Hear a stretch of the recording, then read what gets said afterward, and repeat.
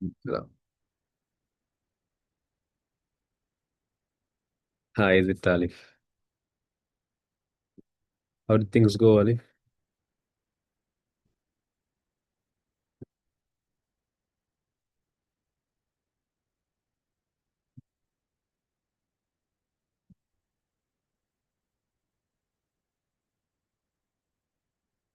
Hmm, understandable, Hannah.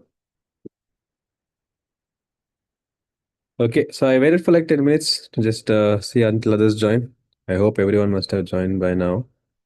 So let's start now. No, Hannah, why?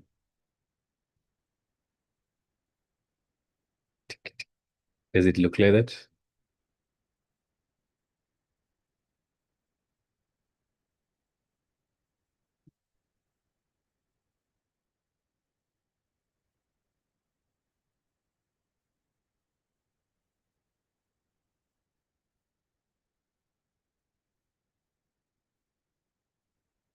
Not exactly.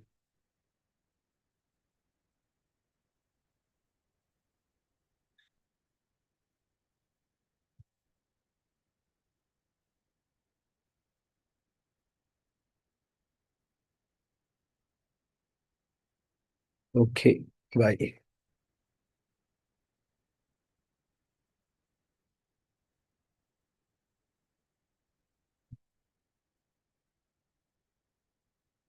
What's that weird wave sound? Even y'all can hear that? I thought I can hear it.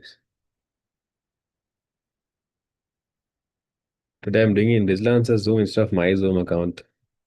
I think his Zoom account is playing for all of you. Sad. Like, okay, I'll off it then. Wait. Normally, I want it from my class. So when I'm doing it in my Zoom, only I hear it. You can't hear. Okay, anyways, let's start.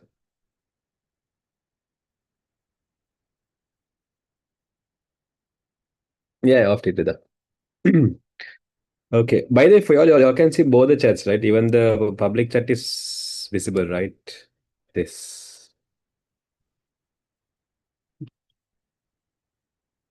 Yes or no? Yeah. Okay, perfect. So, hello everyone. And what do you called? After several days, I think I'm doing a seminar for grade 11s. Open session. So let's start now. Okay. So I shared the paper in the group, I mean the WhatsApp channel. I shared the link of this paper. So suppose if any of you all were not there in the channel and you all missed it, I'll just share the link of that paper again for your reference purpose. Okay. How many of you all did the paper? Like at least tried doing some questions. Raise a hand in Zoom, let's see. I mean, even if you don't complete the paper, at least something you all did. Good job. Okay, let's start the discussion now. So this was basically a first term paper from Royal College, I guess. Yeah, Royal College.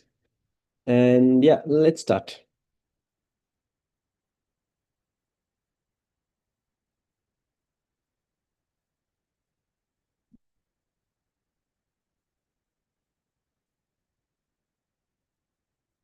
Hi, Rushta. Oh, is it Tosha? That's fine.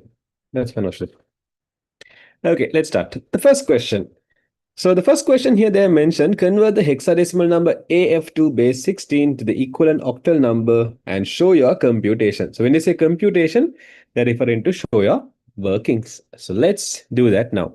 Okay. No, okay, I'll not be doing the MCQ. If you look at the paper, in that paper, the MCQ is not there. There's only 3 pages.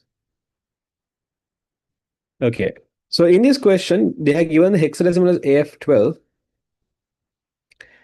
AF12, right? AF2. And they asked me to convert this to octal. Now, first of all, tell me all of y'all, from hexadecimal, is there a direct way of how you can convert to octal? Yes or no?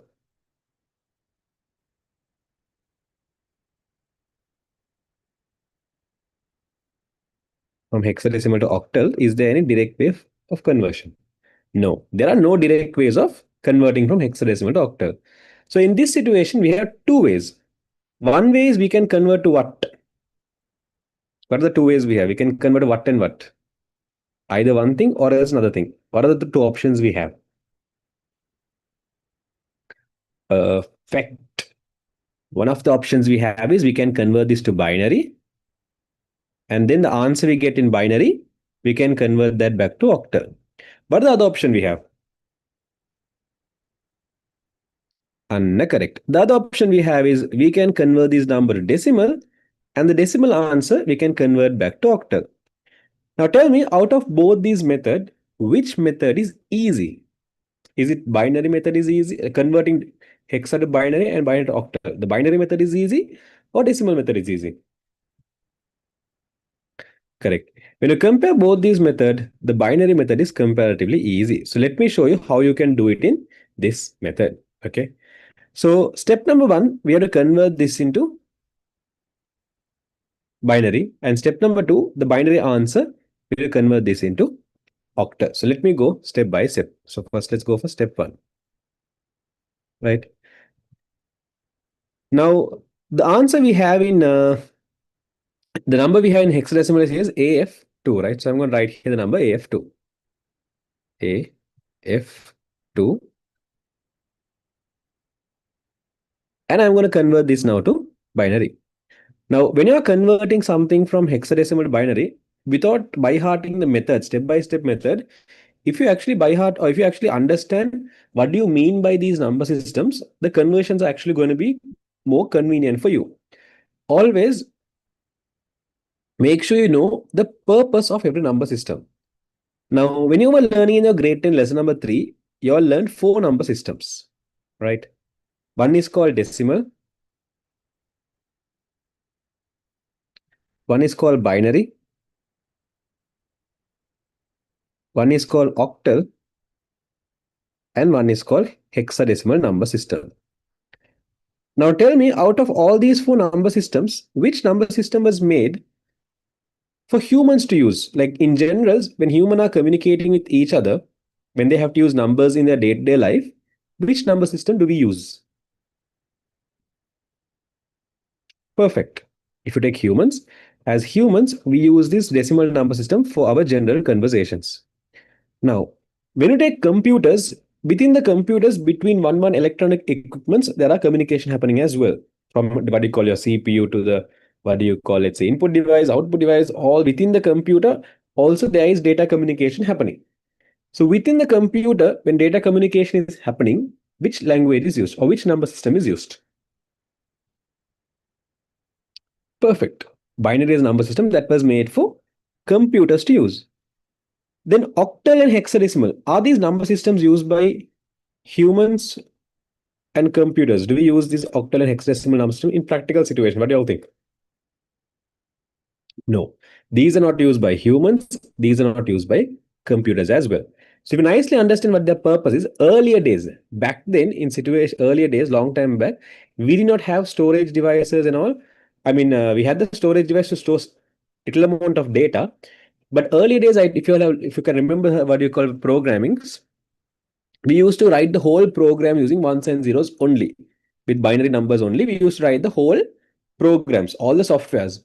So in those situations, when we wanted to store the program, what we used to do is we used to write them on papers, or any other form of places we can write stuffs. We used to write them. So what happened earlier was when we were trying to write numbers, the binary numbers were too long. For example, let me show you the number called 65. Okay. Now the 65 is a decimal number. Let's take this number 65 as a decimal number. Okay.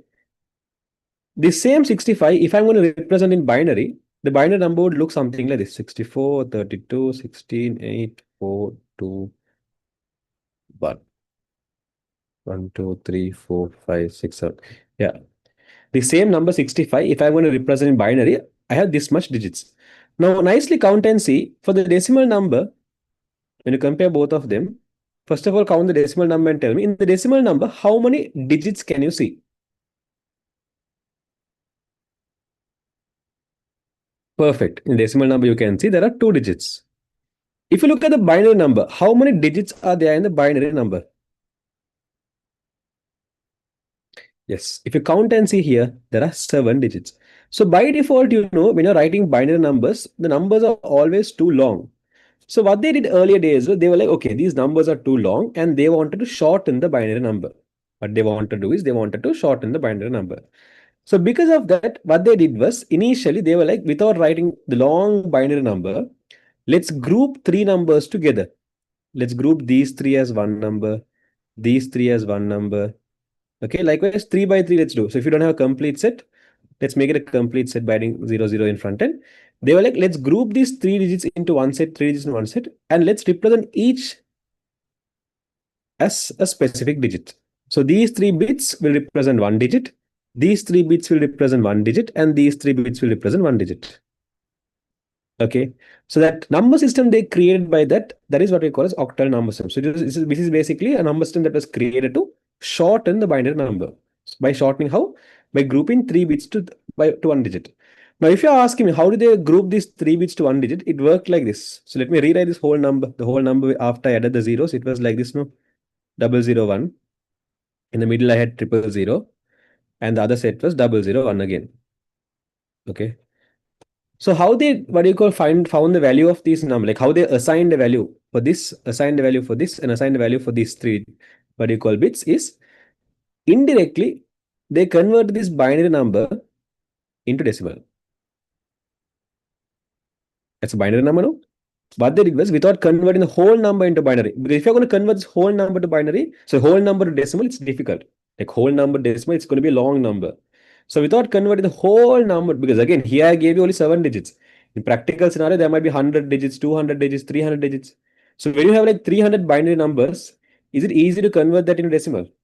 Like now you have here, now in binary, each digit we call as bit. Keep in mind, in binary, each digit we call that as a bit. Okay. So this is basically 7-bit number. Now tell me, instead of 7-bit, if we had a 100 or 200-bit number, will it be easy to convert the whole binary number to decimal? Yes or no? Is right. No, if I had a 100-digit, 200-digit binary number, converting to decimal is going to be very difficult. So what they did was they were like, without converting the whole number to binary, so without converting the whole number to decimal, without converting the full 200 numbers in decimal, they were like, 3 digits by 3 digits, let's convert decimal. So they took 3 digits, they converted decimal. They took 3 digits, they converted decimal. They took 3 digits and they converted to decimal. Every 3 digit by 3 digit they took and they converted decimal. That's what they did. So let me show you how this happens. Normally, to convert a number decimal, convert any number system from any number system. If you want to convert to decimal, okay, it can be any number system from any number system. If you want to convert decimal, the method is same. The method is basically you multiply each digit by its place value. So for example, let's say we want to convert this number decimal. So what we're going to do is, first of all, let's take the three numbers. Let's take the 3 digits. That is 001. And I have to multiply each number by its place value. Now, normally, if I take a decimal number, like for example, let's say I have a decimal number like this, 65. In decimal numbers, we call this place as ones place. And we call this place as tens place, right? Okay, if you're wondering how did this ones place, tens place come, the reason is because now if you take decimal, in decimal the base is 10. To find this place value, what we do is we take the base and we find the multiplication of it to the index. So 10 to the power 0 is going to give the first one's place value. Second digit's place value will be given by 10 to the power 1. So likewise, if you multiply the 10, what you call by its position, always you start the number with 0 and we increase. So for example, let's say we have a number like this, 4365. So the place value of the right side corner digit will be 10 to the power 0, then 10 to the power 1, 10 to the power 2, 10 to the power 3. That's how basically the names came as, now 10 to the power 0's value is equal to 1. 10 to the power 1, the value is equal to 10. 10 to the power 2, the value is equal to 100. 10 to the power 3, value is equal to 1000. That is why in those numbers we call this as ones place, tens place, hundreds place, and thousands place. The reason we call these as 10, like if you're wondering where did these names come from, these names basically came from this place value. And how was the place value formed? The place value was formed by taking the base to the power index or position, I'll tell. And always keep in mind the position starts with 0 and increases and go. Now, if I want to find the place value of this number, 001, if I want to find the place value of each digit here, now what I should do is I first have to take what? The base. Now, 001 is a binary number. If it's a, now this is the whole thing is a binary number now. So if it's a binary number, if I want to find the place value of the right side corner digit, first of all tell me, what is the base of this number? 001, I have written number here, right? What is the base of that number I wrote? I gave you a hint, it's a binary number. It's a binary number, what's the base? Perfect, 2. So first of all, I'm going to write here 2, 2, 2. And I said we have to find the value of 2 to the power in position.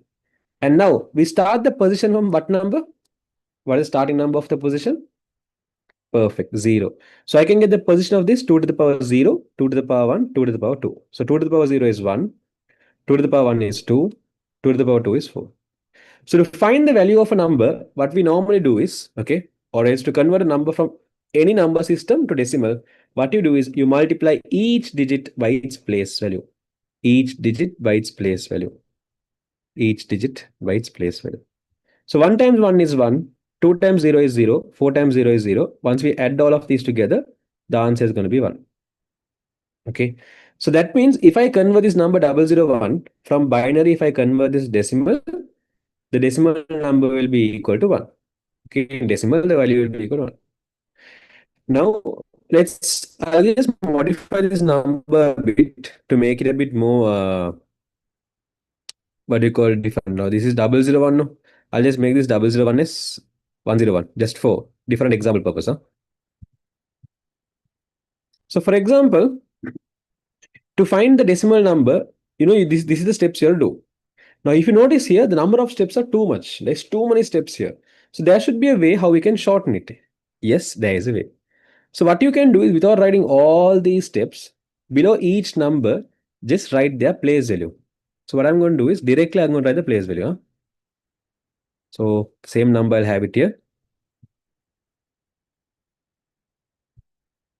Okay, let me rewrite the same number here. And below each digit, I'm going to write the place value. What is the place value? 2 to the power 1, 2 to the power 0, 2 to the power 1, 2 to the power 2, 2 to the power 0, 2 to the power 1, 2 to the power 2. Okay, below every digit, I'm going to write the place value. Whenever the number 0 is there, I'm going to cut the place value and write the sum of the remaining in each set. In this set, no one is remaining. So sum of remaining is going to be 0. In this set, 4 and 1 is remaining. So sum of remaining is going to be 5. So if I convert 101 to binary, so 101 decimal, 101 in decimal is 5, 0 in decimal is 0, 001 in decimal is 5, 1. So that means the number 101, 000, 001. This binary number, if I convert to octal, the answer will be 501. In octal, the base is 8, so I write base 8 here.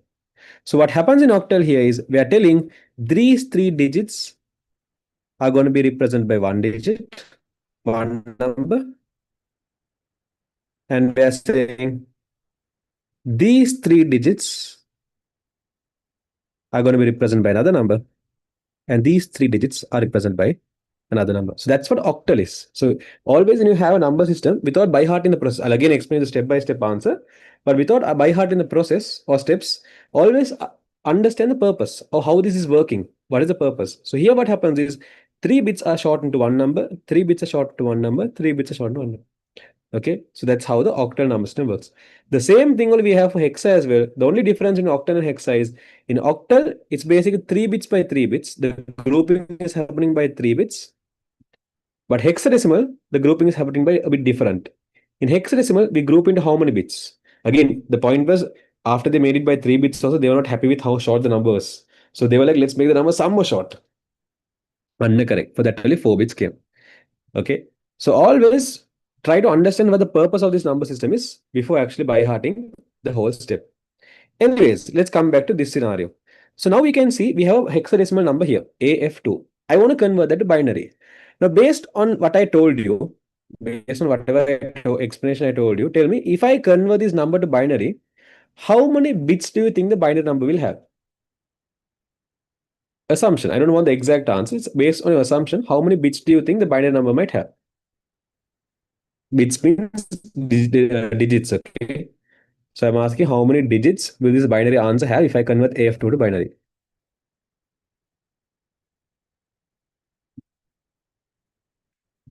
Correct.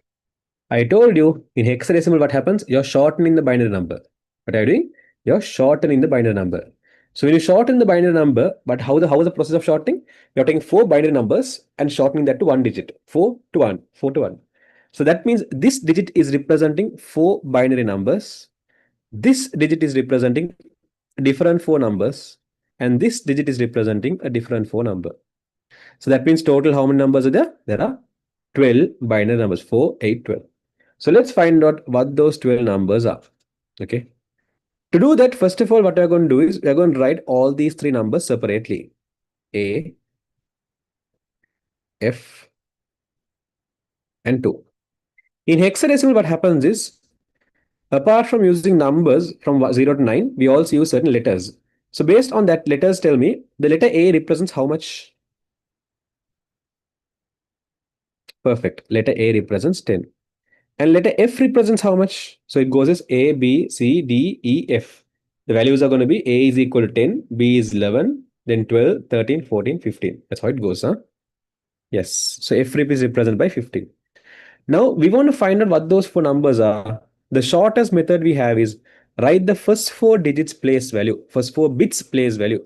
2 to the power 0, 2 to the power 1, 2 to the power 2, 2 to the power 3. Okay. First four bits place value. First four bits place value. And then to form that number, what are the place value where I add? Circle them. To form the number 10, I should add 8 and 2. To form the number 15, I should add 8 plus 2, 10. 10 plus 4 is 14. 14 plus 1 is 15. To add 2, I need only 2. So what I did here is I circle the numbers I need to form the respective digit. To get 2, I need only 2. To get 15, I need to add all these four numbers. To get 10, I should add 8 and 2. Once you do that, below the numbers you have circled right one.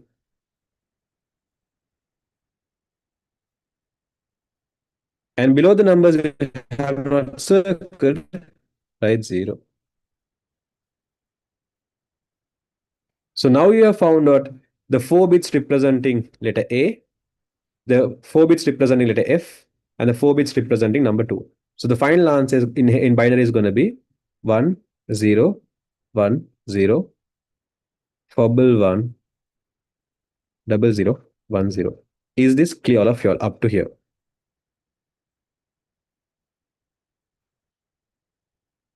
If you have any questions up to here, Edit, let me know in the chat. Yes, Hannah.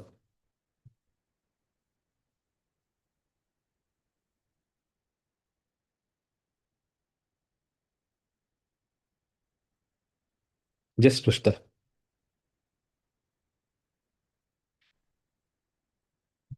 Okay, now let's convert this to binary. So we convert this to octal. That's why I'm going to go to for step 2. Perfect, Rukaya. Now I told you the purpose of octal, no? So if you know the purpose of octal, this is going to be very easy. I told you what was the purpose of octal? To shorten binary number. Shorten by how many digits? 3 digits. So again, I'm going to rewrite the whole binary number. 1, 0, bubble 1, 00, 1, 0. And I said we're going to shorten it by 3 bits, right? For octal. So these 3 one set, these 3 one set, these 3 one set, these 3 one set. Okay, so one of my set is going to have 101. Other set is going to have 011. Other set is going to have 110. Other set is going to have 010. Now again same process you're going to do. To find the value below every digit, write the place values 1, 2, 4, 1, 2, 4, 1, 2, 4. Basically 2 to the power 0, 2 to the power 1, 2 to the power 2. Then wherever the place value is 0, you cut the. So wherever the binary number is 0, you cut the place value and write the sum of the remaining. Here only 2 is remaining. Here 4 and 2 is remaining. So 4 plus 2 is 6. Here 2 and 1 is remaining. So 2 plus 1, 3. Here 4 and 1 is remaining. 4 plus 1 is 5. So when you convert this to octal, The final answer is going to be equal to 5, 3, 6, 2. 5 is representing the first three binary. So 2 is representing the last three. 6 is representing the next three. 3 is representing the next three. And 5 is representing first three. That's how it works. So answer is 5, 3, 6, 2. Is this clear, all of you? Perfect. For those people who find this also difficult, again, what you should do is you practice more and more questions. So if you all feel like you all are still not good in number conversions, the suggestion I'll give you all is basically last year, as I can remember last year, I did a seminar on this one. What do you call number conversions? So there I did question. I think I gave you time to do questions as well, if I'm not wrong. So if possible, just go to YouTube, search for Master IT. So if once you go for this Master IT YouTube channel, you can see there's a video called number conversion. So that has all the number conversions, everything with notes as well. Okay, with notes as well. So people who are weak, please go and check that.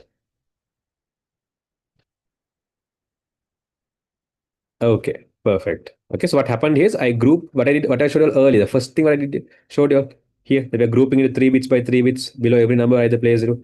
This is the thing that I done here in step 2. Okay, the first thing which I showed you, everything I done in step 2.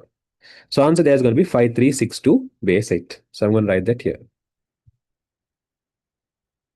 5362 base 8. Next. Write two differences between random access memory and cache memory. Okay. Question number 2. By the way, if you have any questions, let me know in the chat. Huh? Like be precise with your question without just bluntly telling to repeat or not understand. Just be precise normally. Okay. When you take your computer, there's two types of memory. One is called primary memory and one is called secondary memory. So under primary memory only, this example called RAM and cache memory comes. Okay, under primary memory only, basically, we have this example called RAM as well as we have this example called as cache memory.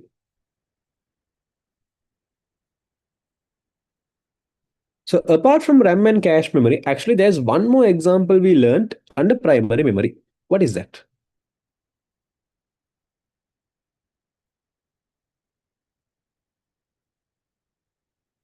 Perfect. It is called the ROM. Now in this question, they're asking you the difference between RAM and cache memory. So let me tell you all that. So normally if you take differences, one of the main difference you all can talk about when you're talking about storage device is the volatility. That means basically there are certain storage device, okay, when the current goes or when the power supply is interrupted, all the data is lost. Now, for example, imagine something like this. You are currently in a Zoom meeting now. While you're in the Zoom meeting, let's say you were typing something in the Zoom chat. Okay, you're in a Zoom meeting, you were typing something in the Zoom chat. Suddenly, what happened is your network went down. Okay, suddenly what happened? Your network went down. So after network went down, now you again reconnected and you came back. When you came back to the meeting, that half type message, you typed a message, you didn't tell it to me still. Will that half type message be there?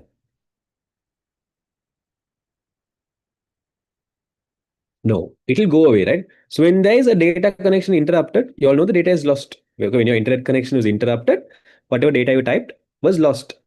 Same thing happens in volatile as well. There's something called volatile and non-volatile. In volatile, what happens is when the current is being interrupted, okay, what do you call when current is being interrupted, the data is actually getting lost. So if you take RAM is actually a volatile memory, meaning when the power supply is interrupted, the data is lost. Okay, take RAM. Wait, that's something common between them. RAM and cache memory, they're asking differences. Okay, sorry. Regarding RAM and ROM, if you take, then you can compare. But both are volatile, so I can't take this. In terms of differences, you can tell the differences in terms of purpose. That cache memory is used to store the data as frequently used to store data.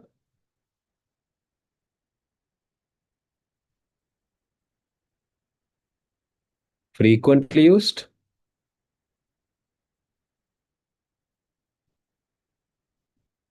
And if you take RAM is used to store data that's currently in use. This is currently in use, this is frequently used.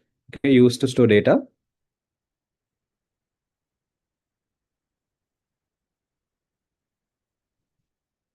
Currently in use. If you want to understand the difference of RAM and cache memory, imagine something like this. For example, imagine this was a physical class. Okay. So if it was a physical class, and let's say I'm teaching, mostly what will I use to write stuffs? Where will I write stuffs?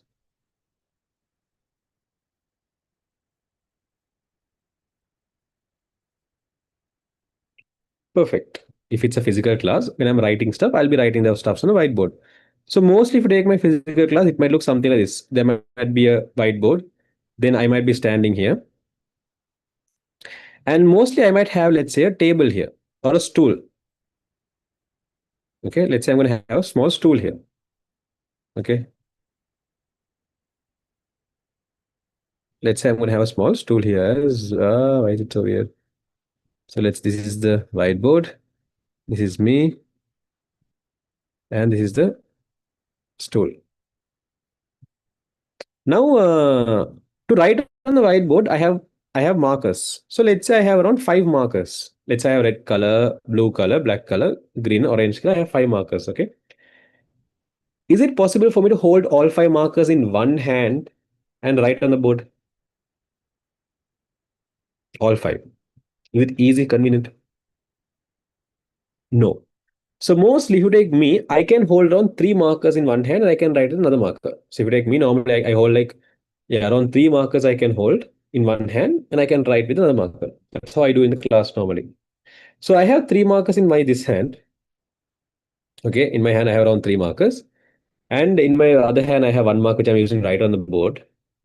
Sometimes I don't know. I don't use fourth marker. I use only 3 marker in total, I think. Yeah, one, two, three. Depends. Okay. So let's say I'm going to have 3 markers in my hand here holding. 1 mark I'm using right. And what I'm going to do is the remaining markers I have. So let's say I have remaining markers I have. Let's say in total I have around 6 markers. Huh? So I have 3 markers in my left hand, 1 marker in my right hand. So total 4 markers are in my hand.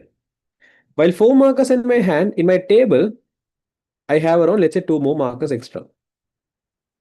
Okay. I have 2 more markers extra as well. So if you notice here, while I'm writing on the board, will I use frequently what I'll be using? Mostly will I be using while I'm writing on the board, what am I using? Am I using the markers in my hand or am I using the markers in the table? Table means a bench or whatever. Which one am I using to write? While I'm writing on the board, I'll be switching in between 1 markers. Yeah, I use 4 markers in three in one in another. Correct. Whatever is a hand, that is what I'll use to mark. Now, if you take me, even though I have 4 markers in my hand, 2 markers in the table, in my bag, I have another 6 markers for backup purpose as well. I normally carry backup markers and go. So if I take my bag, in my bag, I have another 6 more markers in backup. Okay. So now if you look at this situation, I'm storing markers at 3 places. I'm storing markers in my hand. I'm storing markers in the table or is that bench I'll tell. I'm storing markers in my bag. Okay. All the markers that I'm currently using, the markers actually I'm using to write on the board, those markers are in my hand. Currently I'm using markers, they're in my hand.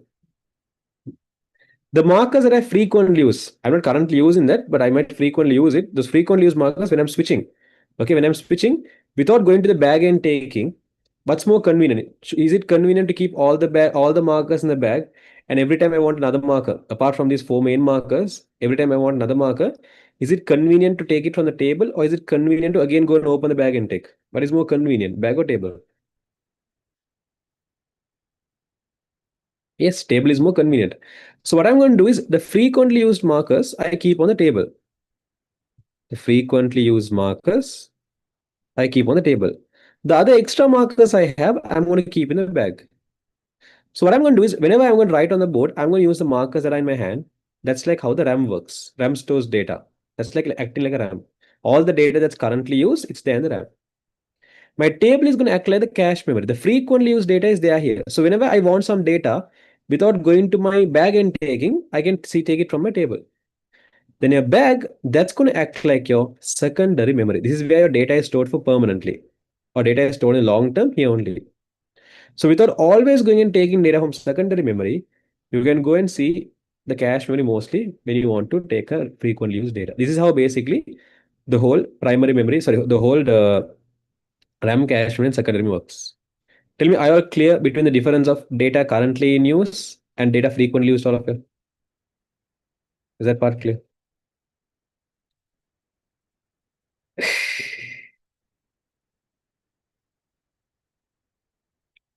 Okay, it's perfect. So that's one difference between RAM and cache memory, which we can tell. Apart from that, in terms of differences, what we can tell is, are there any other differences you all wrote? Because both of them are volatile. In both of them lose data when current is lost. Both of them have read and write capacity capabilities as well. Ah, okay, there's one answer. There's one more answer I had in my head. Ah, okay, some of you are saying in terms of speed. Correct. In terms of speed also you can tell. You can say when you compare speed, this is comparatively faster. Comparatively fast. Comparatively faster. Okay. When you compare cache memory and RAM, but you call this who cache memory is comparatively faster than RAM. That's one of the things you can tell. Okay. So apart from this, so comparatively slower, right? Again, you can't feel that slowness as well, but there's one more difference. Mostly in your computer, not all the computer, but certain computers, have you all heard people changing the RAM? Have you all heard situation people are going saying that I'm going to upgrade my RAM and they go and change the RAM? Have you all heard those situations?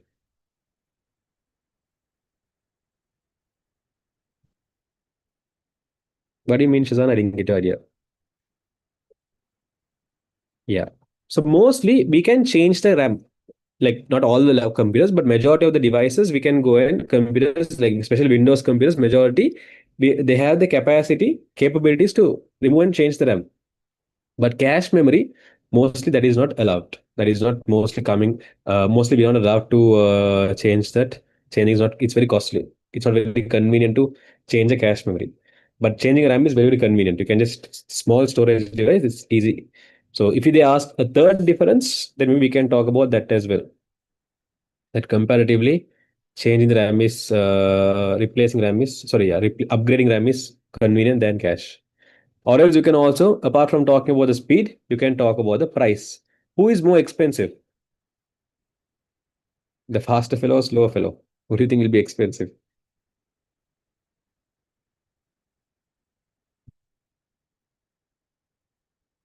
Yes, the faster fellow is expensive. So comparatively, this is expensive as well. Comparatively, this is cheap as well. So that's another thing you can talk about as well. Is that clear? Price, and speed, price, and there's one more thing you can talk about. Storage capacity. Storage capacity also you can tell. When you compare storage capacity, cache memory has a less amount of storage capacity than RAM. To be okay, if you're going to be precise, your cache memory has less storage capacity. That's another thing you can talk about. Is that clear, all of you? Again, just keep in mind the meaning of volatile and non-volatile. Keep in mind, like non-volatile is like not sensitive. Volatile means sensitive. Sensitive to whom? Sensitive to current. Okay. If there is no current, then no data. Okay, no current, no data. That's how what do you call volatile works. Non-volatile, whether you don't have current or you have current. In both the situations, the data will be there as it is. That's the difference. Okay. Next, identify whether the following statements are correct or incorrect. Write only PQRS and state whether they are true or false. Okay. So first thing, temperature, speed, and pressure are examples of digital data. Okay. When you take data, we can classify data into something called as analog data and digital data. Analog data and digital data. Mostly, if you take analog data, these are data with fluctuative values. That means the value will be coming up and down. There will be increase and decrease in value. Okay, the value will always be a fluctuative value. Fluctuative value. But if you take digital data, it's always only two values. For like most of those two values will be either 0 and 1, or it's present and absent, true and false. That's how it would be. Okay. Now, when you take data like temperature, speed, and pressure, are those data that can have only two fixed values, like 0, 1, yes, no, true, false? Are those things that has only two possible values?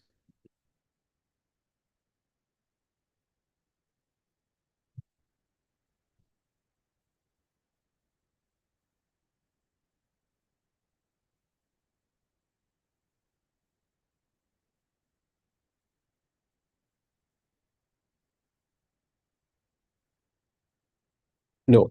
So there are things that can have fluctuating values, like between 0 to 100, 200, 300, 4, it can have fluctuating values. So because it can have fluctuating values, what type of data is it? Digital data or analog data? It can have varying value, increase and decrease of values. So that's a what type of data?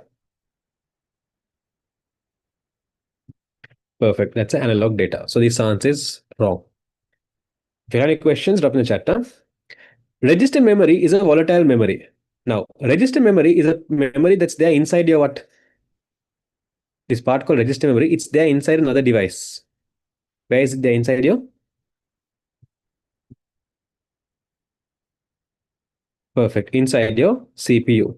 So if you ask, is register memory a volatile memory? What do you all think the answer is? Mostly volatile is temporary. Non-volatile is permanent. So where do you think? Should we store the data temporarily or permanently?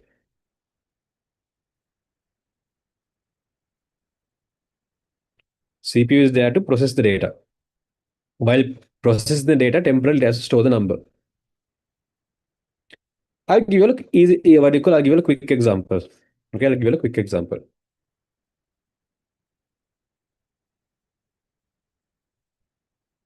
I asked an earlier question. Okay, I asked an earlier question, right? And when I asked you an earlier question, you all gave me the answer as, you all used your brains, and using your brains, you all gave me the answer as no. Okay, I asked you a question earlier, and if the answer gives no, like if you all scroll the chat, you all can see lots of no, no, no, no's there. Can any of you all remember the exact question I gave you all without even changing one word?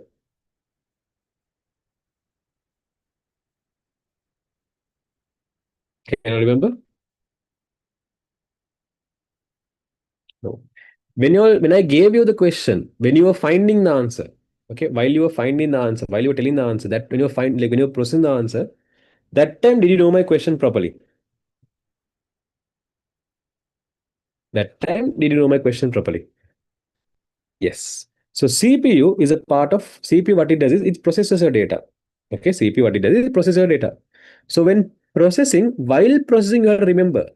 But once you're done processing, should you remember what you have processed? Like, should you still keep that mind permanent? Do you have to store all the questions I gave you? Or do you have to permanently store it and keep in your head? No. So CPU stores data temporarily. Only to process the data, it has to store it. So therefore, it's a volatile memory. That's correct. Is that clear of you? Understood?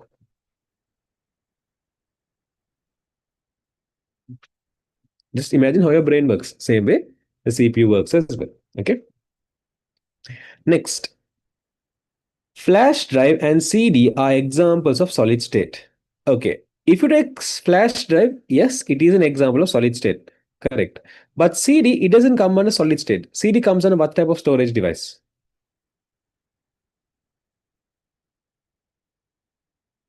We have three types of secondary memory.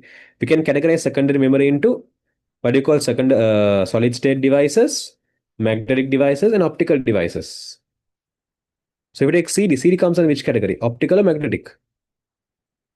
Correct. CD comes under this category of optical storage device. Your hard disk, floppy disk, those will come under magnetic. So this answer is also wrong because CD is not solid state. Next, network card is a part of CPU. If you take CPU, CPU has how many components?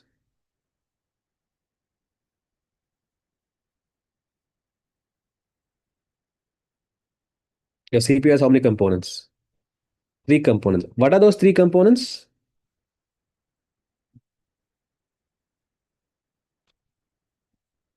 Your CPU has three components, correct? What are those three components? Okay, ALU, arithmetic logical unit, CU, control unit, and the third one is perfect memory register. So, is network card a part of CPU?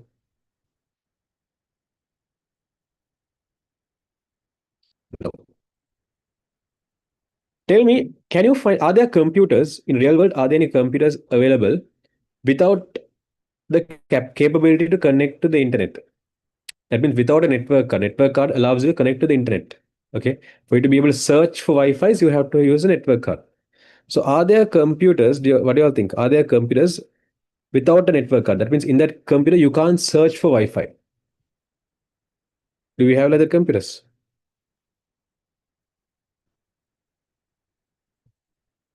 Yes, we have. If you want example, next week, just go to Master Academy Vellavatta. In the reception, there's a computer. The reception computer, you can't connect to the internet. So you can't connect to the internet. When you don't have a network card, a network card is for NIC, network interface card. When you don't have a network card, you can go and buy something called as a Wi-Fi dongle and fix to your computer. So if you go to Vellavatta Master Academy in the main reception, you might notice they have a small device like this, a small USB. Like sometimes for mouse you might use like that. You might have a small USB connected to the computer. Just go and see. If you remove that, the internet will not work in the computer because that computer doesn't have NIC. So because of that, we use a small device. Okay. Anyway, so answer there is no. There could be computers without NIC also and without network interface card. So answer is false, true, false, false. If you have any questions, drop in the chat. Let's go for the next one. Convert the following hexadecimal color codes into decimal color codes. Okay. Don't go and remove. They're going to scold you after that.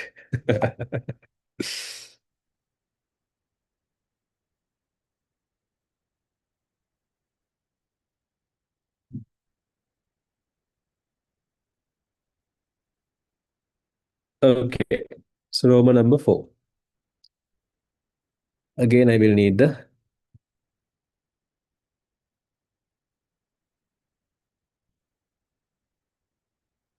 The question here they have said convert the following hexadecimal color codes into decimal color codes. Okay. Now, when you're talking about the computer, what do you called? I'll remove and tell you that you told. Hey, chai carry well going to do. Don't use my name. Y'all do it and y'all take the blame. I don't care. After Islam said come with Rakim to me and that day they posted shooting me, they'll come and shoot me after that. Anyways, coming back to the context. What do you called? When you take your actually there's a small mistake in this question. They have said hexadecimal color code into decimal color code. Correct. It's not called decimal color code. The correct name is called RGB color code. Huh? So let me explain you what do you mean by this. Now, when you take the internet, now for example, you can see here I have what you called I have the whole this one, right? I have my browser open, right?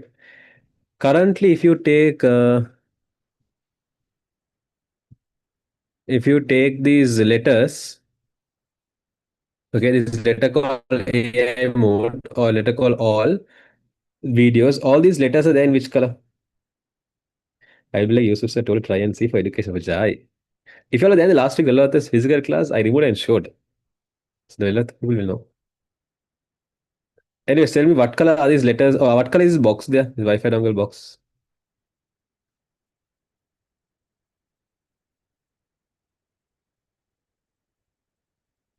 Correct. It's there like a grayish color. And what color is the letter? Yeah, American. Letters in white? No. So I'll make the letters to red, okay?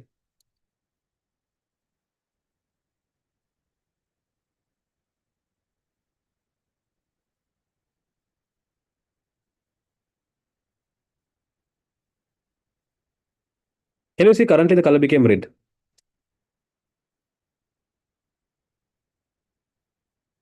You can see the color became red, right? The white color rectangle. Okay, let me make the color now green.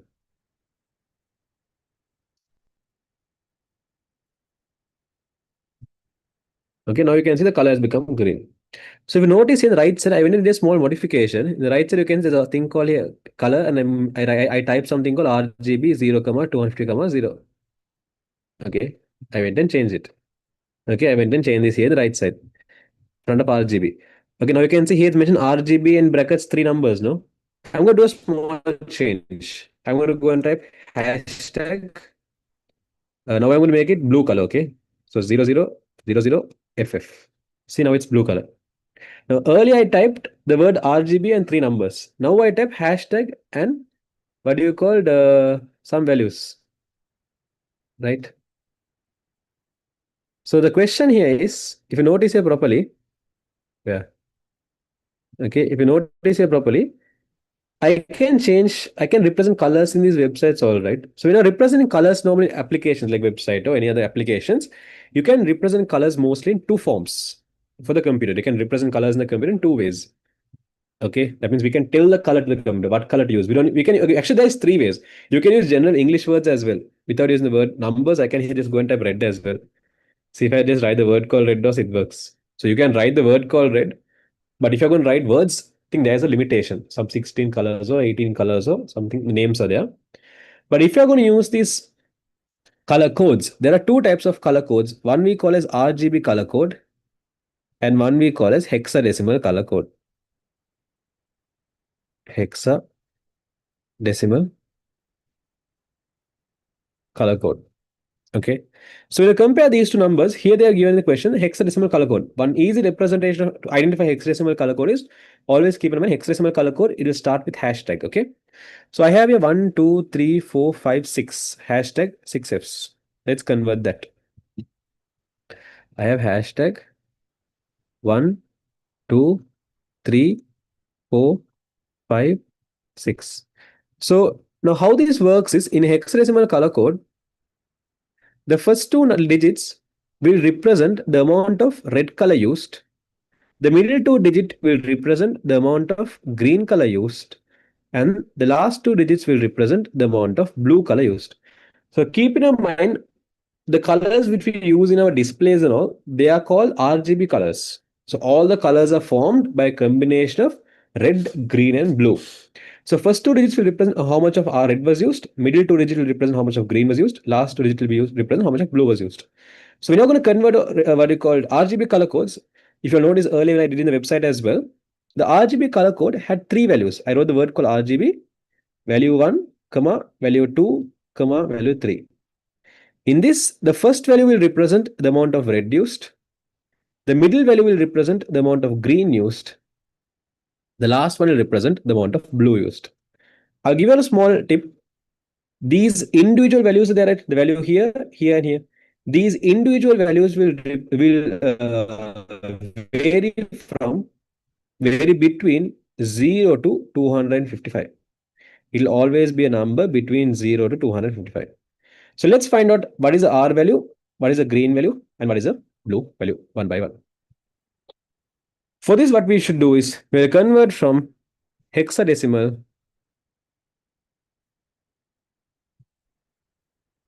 to decimal. That's a conversion.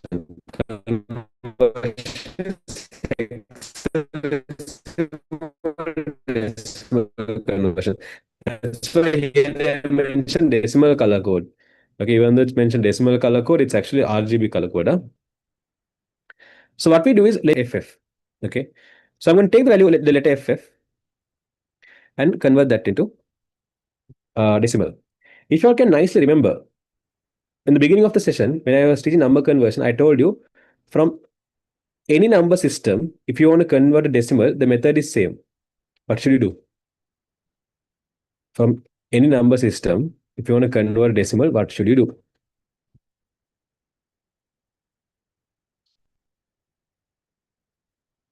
So what should you do?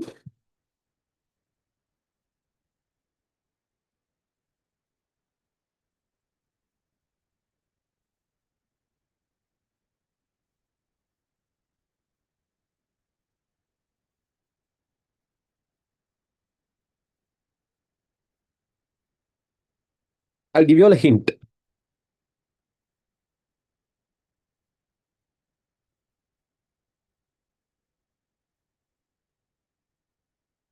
1, 2, 3, 4, 5. I want an answer that has 5 words.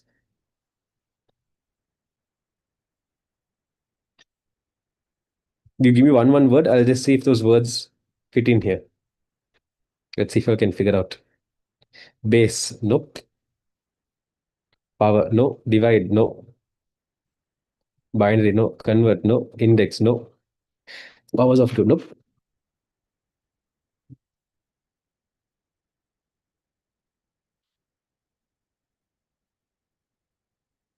Octal, nope. Digit, multi. Digit comes here, okay.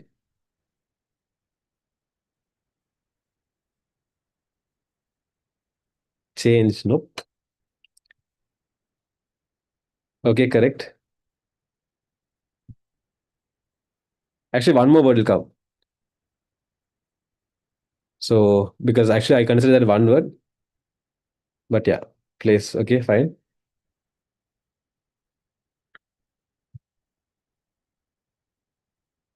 Okay, correct.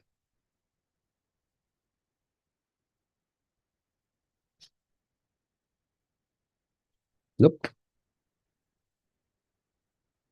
Anna, correct. Multiply each digit by its place value. I said you multiply each digit by its place value. Simple. Okay, exactly. I'm playing hangman without a hangman here. Okay. So basically, if you take the number FF here, okay, if you take the number FF here, it's a hexadecimal number. What's the place value of hexadecimal number? I said to get the place value, you write the base to the power index. Base to the power index. Base to the power index will give you the place value. So you're going to multiply each digit by its place value. Earlier I told you, f is equal to 15. F is equal to 15. So 16 to the power 0 is 1. Sorry, this should be 1. And 16 to the power 1 is going to be equal to 16. So 1 times 15 is 15. 15 times 16 is 5 times 6 is 33. 1 times 6 is 6. 1 times 5 is 5. 5 plus 6 is 11. 11 plus 3 is 14. 4, 1. 1 times 1 is 1 plus 1. 240. So answer is going to be 240 plus 15. That's equal to 255.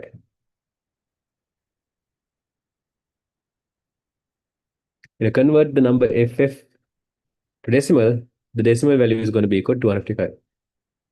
Is that clear, all of your? Multiply each digit by its place. Will you add the remaining?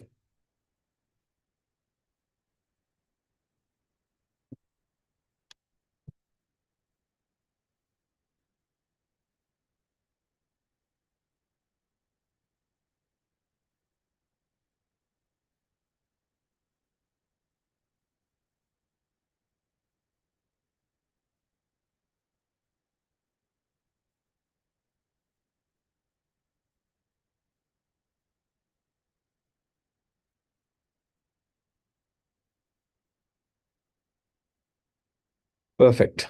Okay. So what happens here is, luckily in this question, what happens is all these numbers are FF. So the amount of R used is also 255. The amount of green used is also 255. The amount of blue used is also 255. Is that clear, all of you? How I found out how much, what is the value of FF blah blah blah in RGB? Lisa, currently we are in second lesson, almost finishing scenario.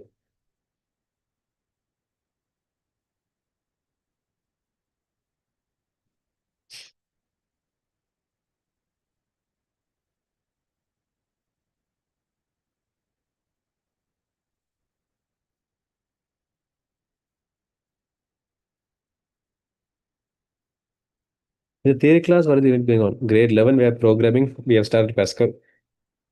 At Corona, we started Pascal last week. Veloth, we started.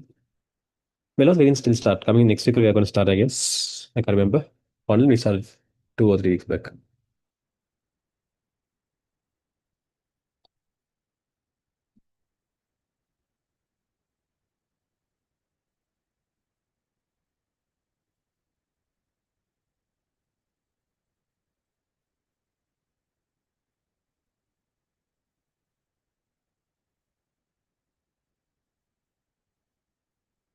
Hi, Ariba, what are you here? How did the 255 come? Multiply each digit by its place value and add the remaining. Add those values together. This is how I got the 255. Left side of the workings, that one. Yeah, safe. Online, we have started Pascal and we have gone like 2, 3 weeks, 3 weeks, I guess, ahead. What else, Aruni? Okay.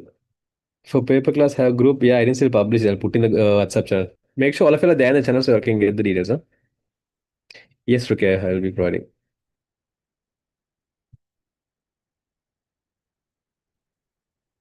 That's page with the work, Rahuma.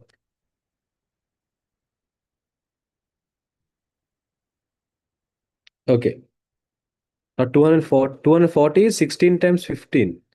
You multiply each digit by its place value. You multiply each digit by its place value. So 16 times 15 is 240. 1 times f is 15. So 1 times 15 is 15. 16 times 15 is 240.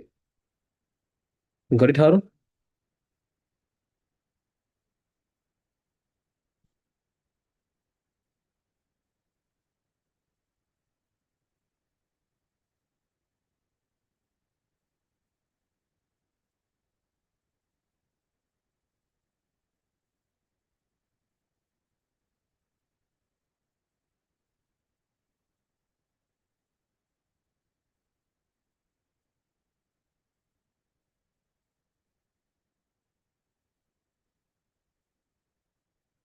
Okay, perfect.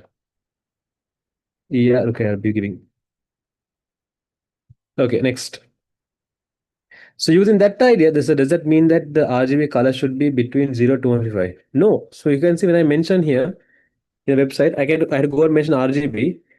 The first value is mentioned amount of red. The second value amount of green. Third value amount of blue.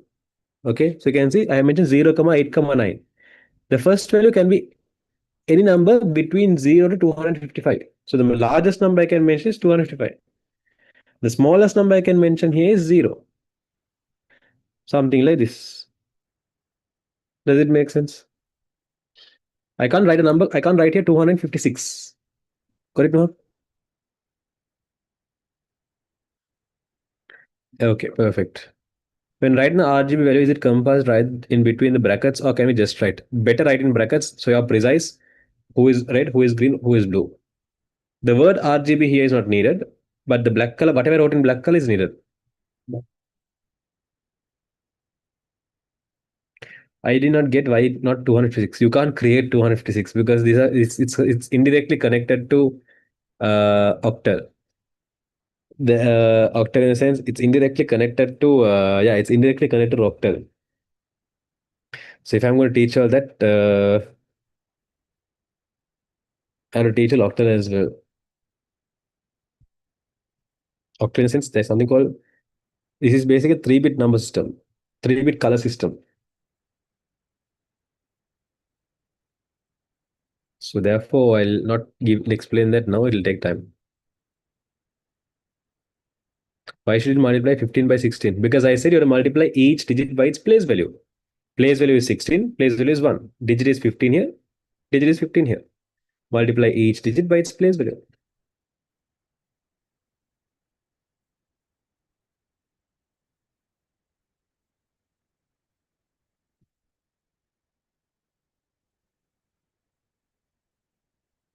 When you will be starting it, there's lots of time, Lisa. Just check the channel I'll be posting. Okay, next.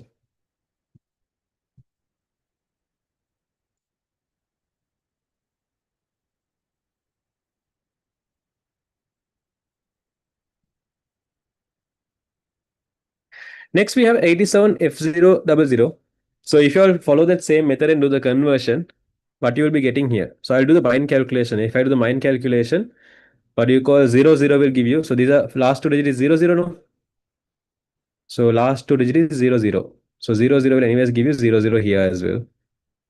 Then F0. F0 will give you 0 times 1 times 0 is 0. 1 times sorry, 16 times 15 is 240. So this will be 240. And 87, when you convert to hexadecimal, from hexadecimal, when you convert decimal and multiply by the place value, 1 times 7 is 7, 16 times 8. So 16 times 8, that is going to be 16 times 2 is 32, 160 minus 32, that is 10 minus 2, 8, 15 minus 3 is 12, 128. Yeah, 128. So 128 plus 7, that's 135. I did not show you the process, but if you follow the same process, that's how you might get. That's how much you might get. Yeah, Amber. 10 A equals 10, B equals 11, C equals 12. I said that actually in the first question. Oh yeah, Oshdi. I was going to do that as a seminar. I'll tell you all that later.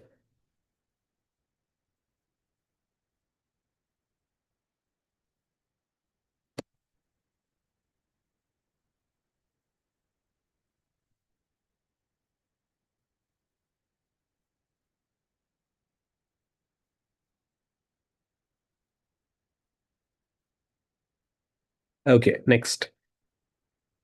What is a facility available in word processing software to change the word Ceylon as Sri Lanka when you type the word as Ceylon? Okay, so in word processing software, there is a tool. Using that tool, you can see wherever this word is used and you can replace this word into another word. You can select the word called Ceylon and you can replace that to Sri Lanka. What is the name of that tool? Using that tool, you can find that word and you can replace it with something else. Grade 11, Shifa, online or physical? Perfect. That's called the find and replace tool. Next,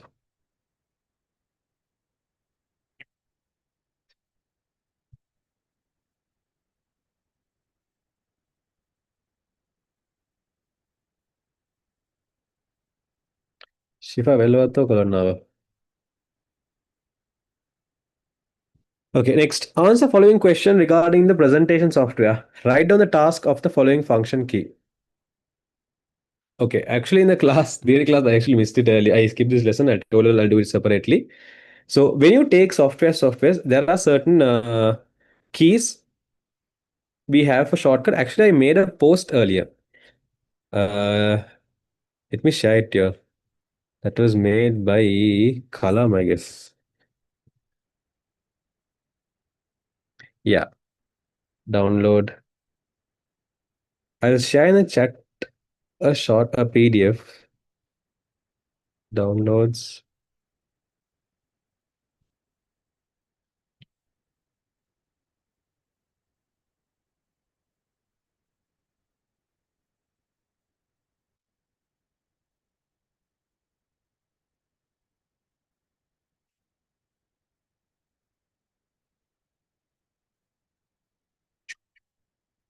Yes.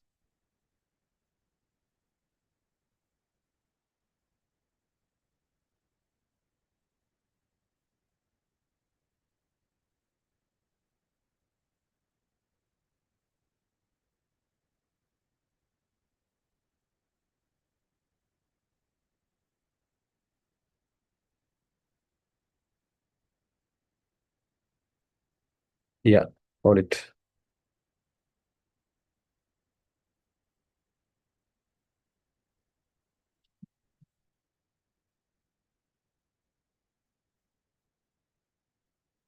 So this has, I'm going to show a PDF that has all the keys of who? Uh,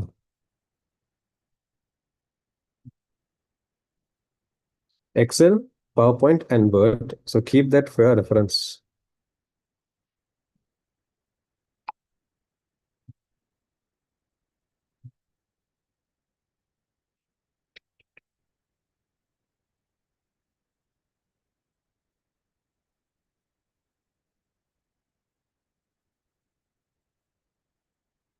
Did you all get a PDF in the chat? Wait, admin restrictions. I am the admin man. Wait.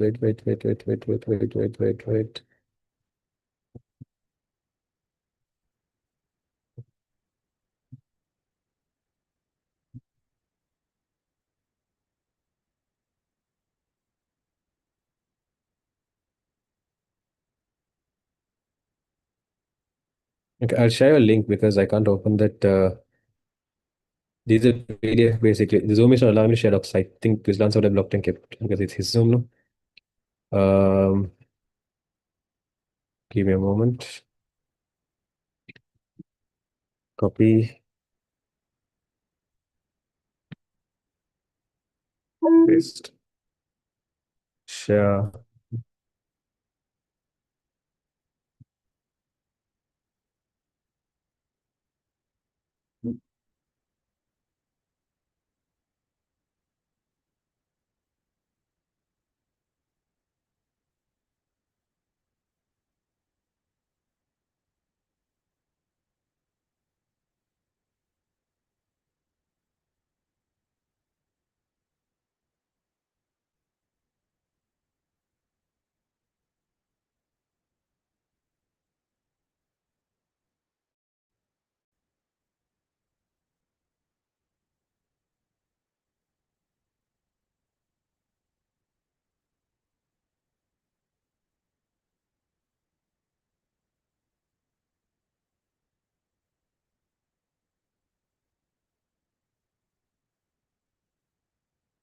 Okay, upload.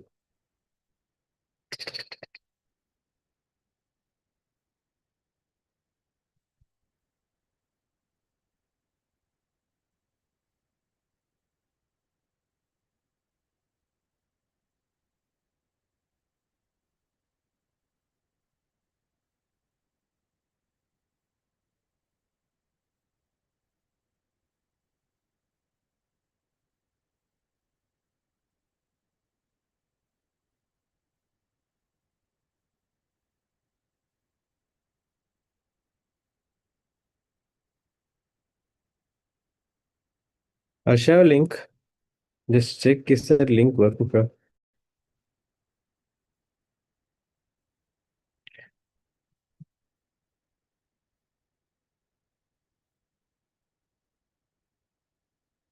Okay.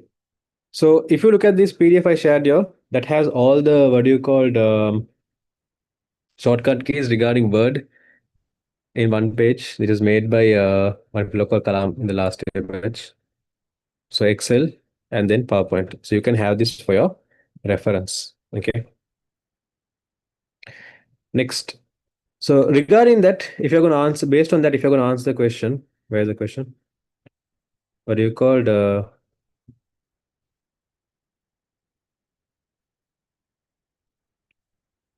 Based on this, if you're going to answer the question is saying, first one they have asked F1 key. So if you take in PowerPoint, the F1 key that is normally used to F5 is to close this one. F5 is used to close the F1 is for help, correct? Okay. F1 is used to open help. But wait, this is not there in your syllabus. Why have they given you F1 key?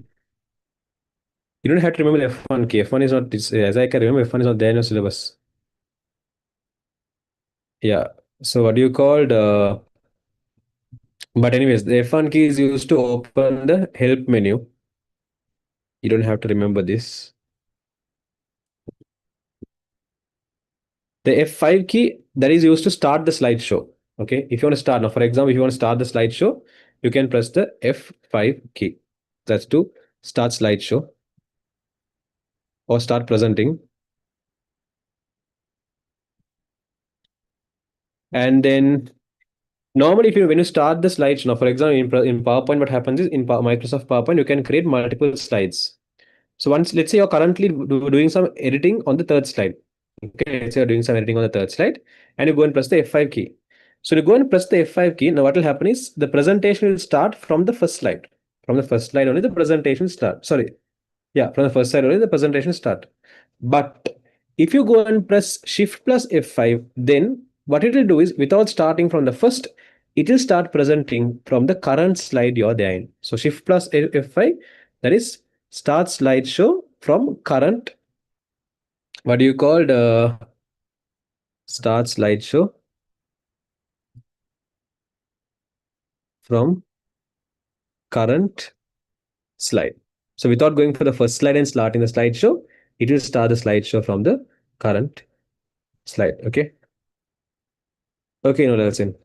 Then we have the F7 key. F7. F7 is, I think, previous slide. I think F7 is previous slide. I think F7 is previous slide.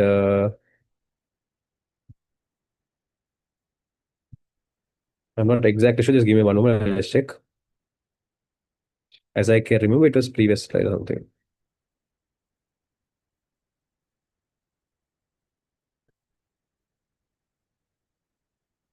Sorry, open spell check. F5 is refreshing now. That is in normal, not in this one. They're asking in PowerPoint. The question is asking the function keys in presentation softwares. So in presentation software, that's used for what do you call it? Have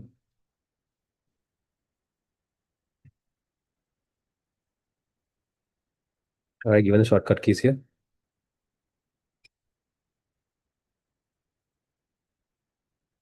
No.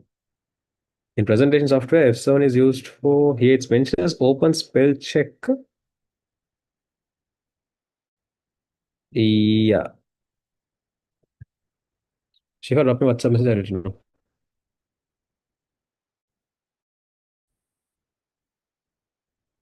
It's the keyboards where know those keys, right? But if they ask you, no, they will not, don't worry, they will not ask these keys. These are not common keys. The keys they will ask you all is mainly regarding the keys which I mentioned in the slideshow. Only these keys you'll have to buy hard. These are in Royal College, they make the paper all a bit extra.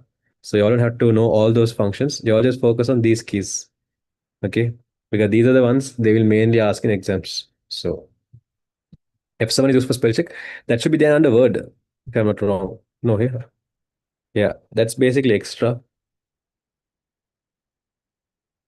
Again, that is not something important. Don't waste your time by harding the shortcut keys. I'll again tell you. Okay. F5, Shift F5, this you all should know. But F1, F7, that is not something important. Shaz, I'll check. Next. What do you call what are the following? What are the values of 127 mod 100 div 2, comma 100 div 75 mod 26 respectively? So there are two questions here. And they ask you to answer of this first question and second question separately. Now, this mod and div, these are something relevant to division. So, for example, we're now going to do long division. This is question number 7. Okay. So, we're now doing something like a long division. For example, here we have 127 mod 100 div 2.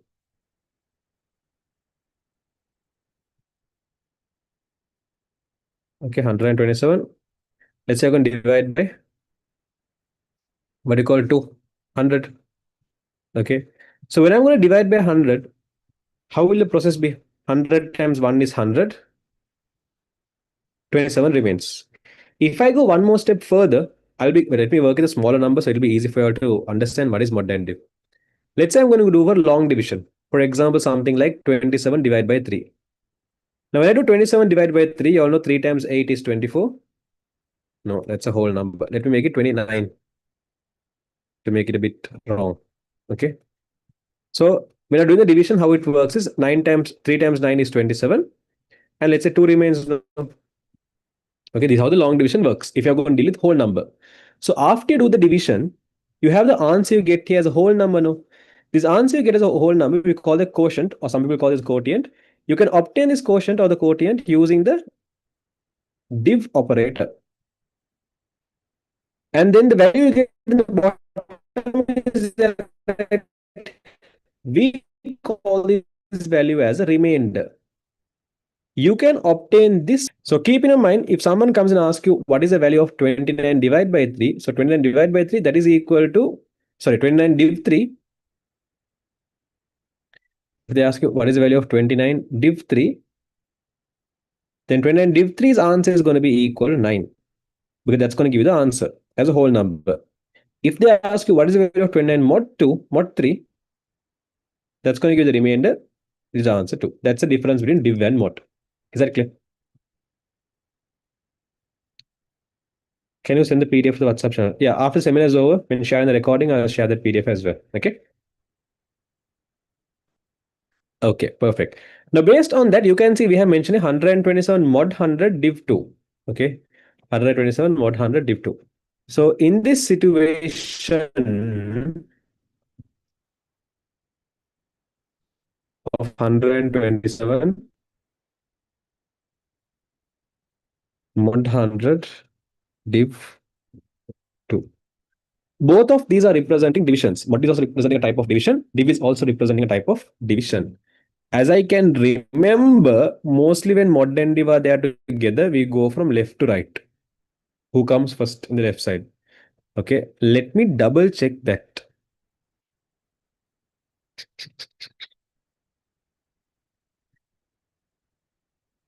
So these are Pascal compiler.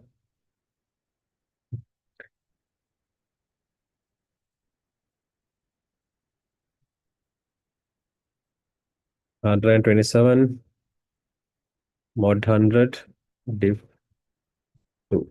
So if I do, let me show, let's first of all see in both the sides what is going to come, okay? Before I find the answer here, I'll do both and see what comes. If I'm going to do mod first, okay, if I'm going to do this mod first, because normally you have to go from left to right. So if you're going to do the mod first, what happens there is you're asking to divide 127 by 100. So you divide 127 by 100, 100 times 1 is 100, 27 remains. Okay, so 100, this gives you 27. And then 27 div 2. So 27 div 2 means we're asking divide 27 by 2 and get the whole number answer. Tell me, what do you think the answer of 27 div 2 will be?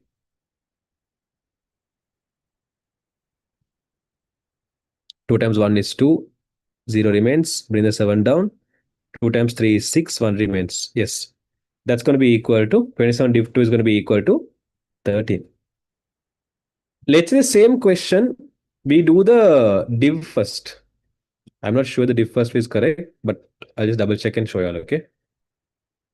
Mod 100 div 2. So if you do the div 2, 100 div 2, what is the answer? You divide 100 by 2, what is the whole number answer you get? It's a direct question. Perfect. It's 50. So when you have 127 mod 50, that is divide 127 by 50, and how much is remainder? 127 divided by 50, how much is remainder? Perfect. 50 times 2 is 100, 27 remains. So answer for this is going to be 127.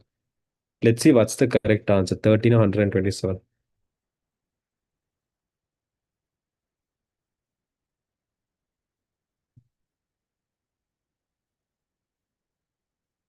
Okay, answer is 13. As I said earlier, you can see the last line you have number 13. So just keep in mind, mod and div both are talking about divisions. Both are two types of divisions, mod, div, and normal division. All three divisions. When multiple divisions come, always keep in mind, like I said first initially, we always go from left to right. Okay. I just double check while I did this thing. But yeah, always go from left to right. Even if multiplication division both comes together as well, always see whoever who is on the left hand side and do them first. Again, only when division, different types of divisions come together. If it was multiplication and division, then clearly we know who to do first. Who should we do first? If it was multiplication, division, these are two different things, no? If both of them are there, then clearly who should be done first?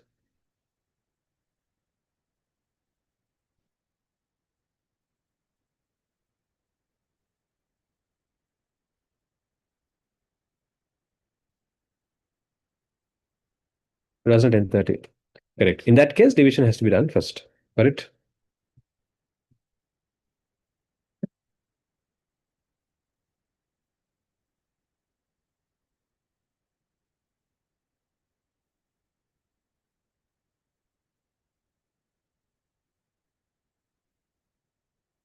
Okay.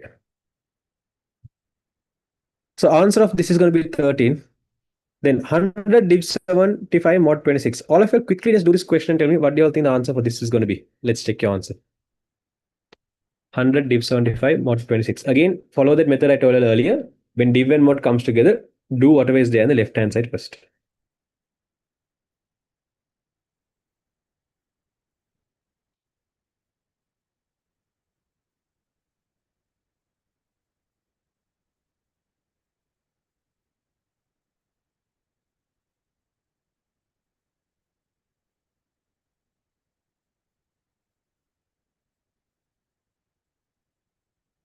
Once you find the answer, drop in the chat.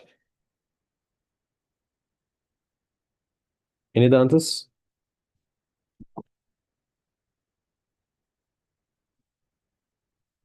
Okay, I got completely different answers. Interesting.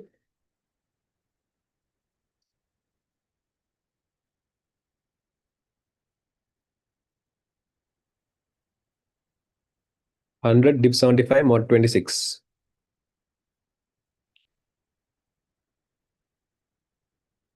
Okay, the question is 100 div 75 mod 26.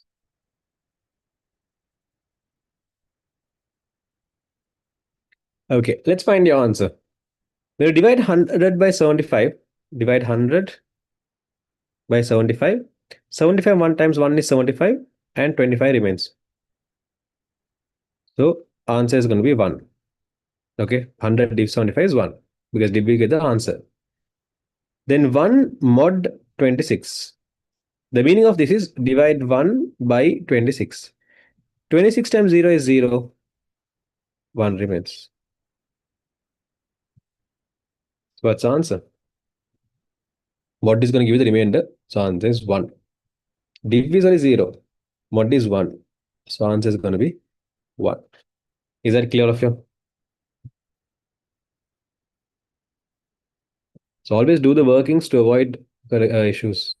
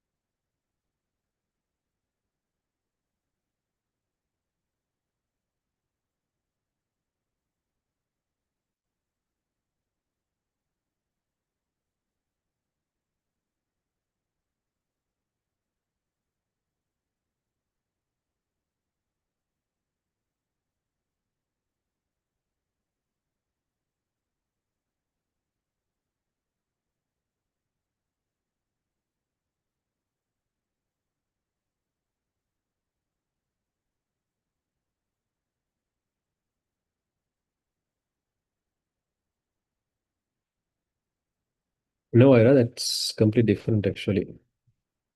Is mod done first and then div? Nope, left to right. Mod and div both are talking about division, man. Mod and div both are talking about division. So when both comes together, just go from left to right. Who comes first? First come, first serve basis.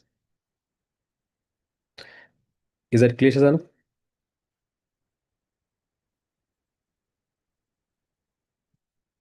Okay, next. If you have any questions, drop in the chat. Write down the output of the following Pascal program. So we have a Pascal program here and they're asking to find the output. Okay. So in this Pascal program, they have mentioned program RC 2023. That's the name of the program. Then variable C and Z are integer. So in Pascal, what happens is in the beginning itself, we do something called as variable declarations. In variable declaration, we have to mention the name of the variables we used and their respective data type.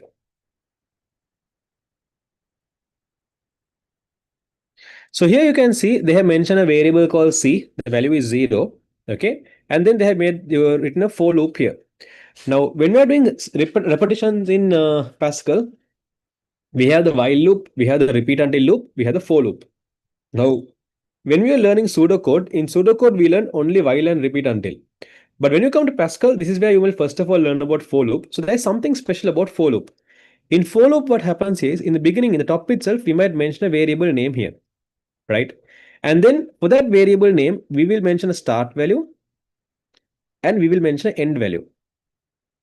And what happens is you will follow all the instructions inside the for loop. Now here in this for loop, you can see there's something called begin and end loop. So these are the instructions that come inside the for loop. So what happens is you follow all the instructions inside the for loop by considering the value of n to be 5. Okay, first time when you're following all these instructions, you're going to consider the value of n to be 5. Once you're done following all instructions, now what's special about for loop is the value of the variable mentioned can automatically increase. So what's going to happen is you have to follow all the instruction considering n to be first of all 5. Once you're done, automatically n will become 6 and again follow all the instructions. Once you're done, automatically n is going to be 7, again follow all the instructions. Once you're done, automatically n will become 8. That's how the for loop works. Okay, so if I'm going to go do in this situation, how it works is initially the program no. Initially there is a variable called c and they have mentioned the value of c as 0. So I'm going to write here value of c as 0. Okay, there's a variable. So I'm going to go step by step. The first instruction they're saying there's a variable called c and the value is 0. So I'm going to go and mark that here. C is 0. The second instruction we have is for n equals 5. So here they're saying there's a variable called n and the value of the variable called n is 5. So I'm going to write here n and I'm going to write here the value of n is 5. And I told you, you consider that as a starting value and you follow all the instructions, right? So what is the first instruction? The first instruction is saying the value of z is equal to n mod 2. Now we have to find what is the value of z. Okay, they're saying the value of z is equal to n mod 2. So we are supposed to find the value of z. To find the value of z, first of all, we should know how much is n, right? Tell me currently how much is n?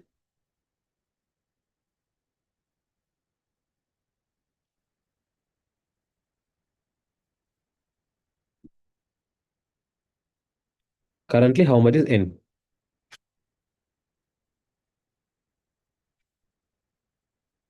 Correct, n is 5. So we have to find the answer of 5 mod 2. Again, use that method I told you earlier and tell me. When you divide 5 by 2, what is the remainder? Mod 2 means divide and get the remainder, no? So what is the remainder? Yes, when you divide 5 by 2, 2 times 2 is 4, 1 remains. So that means the value of z is going to be equal to how much? The value of z is going to be 1. So again, I'm going to write another column. In that column, I'm going to say there's a variable called z. The value of z is 1. Again, if you're noticing what I'm doing here is for every unique variable, I'm having a unique column. So C is one variable, N is another variable, Z is another variable. For every variable, I'm having a column storing their values. Okay.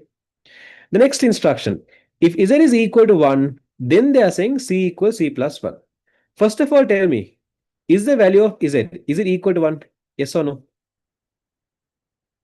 We have a condition here. Okay, the condition is if Z equals 1. Tell me, is it equal to 1?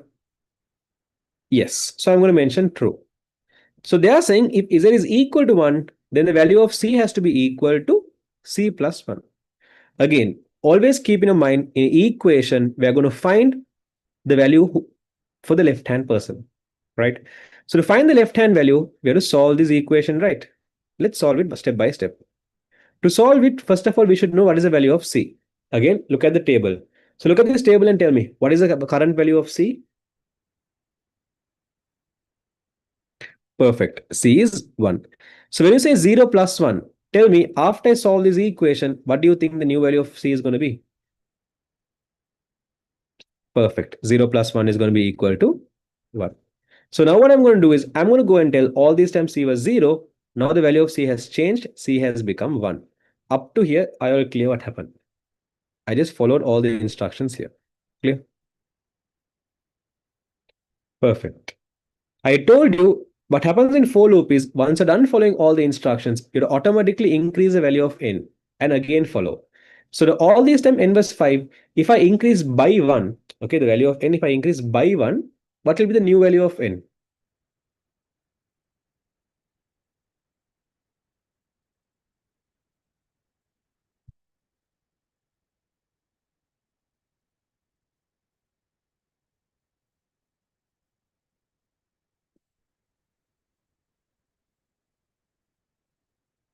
Perfect. 5 is going to get increased by 1 and become 6. Now after you increase, again you're supposed to follow the instructions inside. What is the first instruction? Z is equal to n mod 2. Tell me, now when I'm solving this equation, what is the current value of n? Again, you can look at the table and tell me. Look at the table and tell me, what is the current value of n? Perfect. N is 6. So tell me, when you what you call solve this equation of 6 mod 2, what is the answer we get? Divide 6 by 2 and we're going to get the remainder. 2 times 3 is 6. What's the remainder? Perfect. Remainder is 0. So that means the value of Z is going to be equal to 0. Okay. So when value of Z is equal to 0, now we go for the next instruction. Next instruction is if Z is equal to 1, then C equals C plus 1. First of all, tell me, is actually Z equal to 1? Look at the current value of Z and tell me, is it equal to 1? No, false. So I'm going to mention false here. So now, if it's false, have I mentioned what to do? In this if condition, have I mentioned what to do if it's false? Like I have mentioned, if Z is equal to 1, then do this. But or else what to do have I mentioned? The alternative have I mentioned? No. So now what you do is you again go and increase the value of n automatically. So now again, if I come and increase the value of n automatically by 1, it's going to be how much? Perfect. It's going to be 7. So you're going to follow the same step. So I'll just fasten these steps to what you call save time. Okay. So if I follow the same step, Z is equal to n mod 2, 2 times 2 divided by 7, 2 times 3 is 6, 1 remains. Is Z equal to 1? Yes. C equals C plus 1. So currently C is 1. Tell me if I follow this instruction, C equals C plus 1 now, what's going to be the new value of C? Perfect. Currently C is 1. So C plus 1 means 1 plus 1. That's going to be 2. Then again, I follow the instruction. Automatically n increases by 1. N is going to be 8. Z is equal to n mod 2. 2 times 4 is 8. 0 remains. Is Z equal to 1? No. Automatically n is going to increase. N is going to be 1, 9. N equals 9 mod 2. 2 times 4 is 8. 1 remains. Is Z equal to 1? Yes. C equals C plus 1. 3. Then automatically n is going to increase. It's going to be 10. Is Z equal to n mod 2? 10 divided by 2. 2 times 5 is 10. 0 remains. Is Z equal to 1? False. Now, the same thing I just kept on repeating again and again. Currently, n is 10. Tell me, should I go now? Once I'm done following all these instructions, should I again go and increase the value of n to 11? Based on whatever I told you, now tell me, should I increase the value of 10 to 11? No. Because if you nicely see here, the values of n they have said it should be from 5 to 10. So we have gone from 5 to 10. So once we are done with 10, now we have to stop. Okay. And we have to go for the instruction after end. What do we have here after this end? It's write C. Write means display C. So look at the table and tell me currently what is the value of C?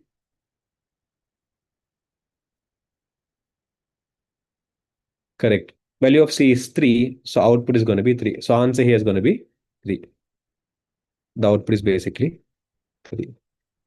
D the answer of how do you find the value in for loop. Always draw something called as a dry run to do your questions. So what I've done here is I have drawn something called dry run. How did I draw this dry run? First of all, I figure out in this program what are the variables we have. Second, I figure out what are the conditions we have. So for every variable, I created one column. So these are the variables. For every condition, I create one column with the condition. And for output, I create another column. And I started filling this table by following the instructions here. You follow an instruction, record it. Follow an instruction, record it. If you do that, you can get the answer like this as 3. Is that clear, all of you?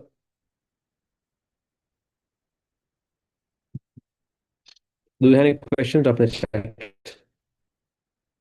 Once you run the first question, why did you create a C equals C plus 1? What do you mean by C equals C plus 1? Equation.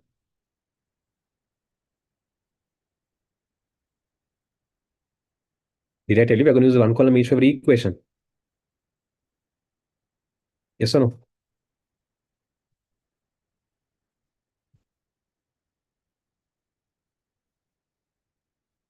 No. Okay. So if you look at this equation, in this equation, we're giving the value for whom? Who is going to get the value? C. Do we have a column for C already?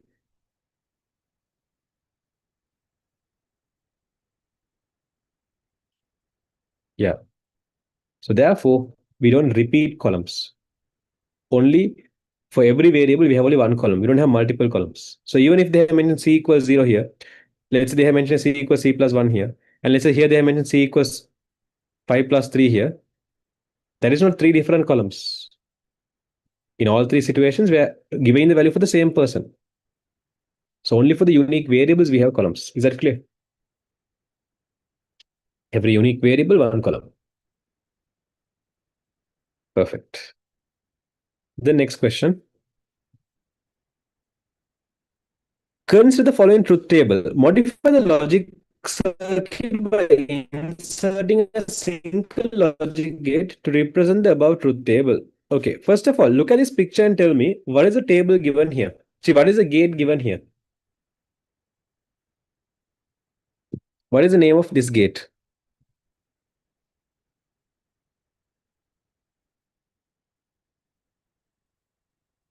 Perfect. The name of that gate is basically the AND gate. Okay, we call this as an AND gate. Now, how AND gate works is AND gate goes and checks are all the inputs present. Okay, AND gate goes and checks are all the input present. Only if all the inputs are present, output will also be present. Okay, only if all the inputs are true, output will be true. I'll give you a very basic example. Okay, let's say I'm telling to come for the class, you need the pen and pencil. Okay, I'm saying to come for the class, you have to have the pen and pencil. There's a student, he has brought his pen but did not bring his pencil. Can he come for the class?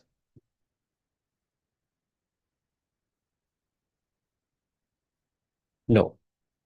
There's a student, he has not brought the pen but he has brought the pencil. Can he come for the class? Again, no. There's a student, he did not bring both. Can this fellow come for the class? Again, no. There's a student who has bought the pen and pencil both. Can this fellow come for the class? Yes, because why I'm telling to come for the class, you need the pen and pencil. So who has a pen and pencil? Only him. So when you use the word and is going and checking, are both the people present? Only if both things are present, the result is also going to be true. True and true is true. That's how the AND gate works. So if you look at this table, does it now if you do the AND gates table, okay, AND gates table will look like this. So if A and B are the inputs, only when A and B are 1 and 1, output will be 1. Okay. So tell me if we had an AND gate, if this what you call logical circuit was representing AND gate, then out of the four rows, what are the rows that will have 1? We have 1, 2, 3, 4. No. Out of these four rows, what are the rows that will have the result as 1? If A and B are the inputs for the AND gate. Like this was AND gate. Okay, if these are the inputs we have, out of the different values of this is one situation, the another situation, the another situation, and the another situation. So comparing these four situations, in which situations will the value of the AND gate become 1? Exactly. Only in the last one, both of them are 1, so result is going to be 1. In the remaining one, all of them are going to be 0 because are all the inputs present? No. Are all the inputs present? No. Are all the inputs present? No. Okay, so what I mean present is basically yes means 1, no means 0. Okay, that's for how it works. So if you look at AND gate, this is how it should be. But the column C, is it like that? Is the column C like the AND gate? No. But if you nicely look, there's something which you can nicely visibly see when you compare the C and AND gate. What is this visible comparison you can see between the AND gate and C? Perfect. You can see the answer is directly opposite. The answer is exactly opposite. So tell me, what is the gate I can use here to make C opposite? Anna correct. It's the not gate. Not gate will make the what you call the input. It will convert the input to opposite value. Okay. But we have a problem. The question is saying modify the given logical circuit by inserting a okay. They're asking you insert a single logic gate. Fine. So because they're asking you insert a single logic gate, what you can do is you can insert a NOT gate and write the answer. Okay. So this is how the answer is going to be. In your final answer, make sure you're going to cut this here. C has to be only here. So yeah, in your answer sheet, this is how you should draw the answers. Just same circuit, add a NOT gate here. So when you add the NOT gate, it'll make the results opposite. Can't we use NAND? The question is saying by inserting a logic gate. Do you all know that now if they say the word without using the word called inserting a single logic gate, if they mention something like modify the given circuit by replacing the single logic gate. Without using the word called inserting, if they use the word replacing, then what do you think the answer is going to be?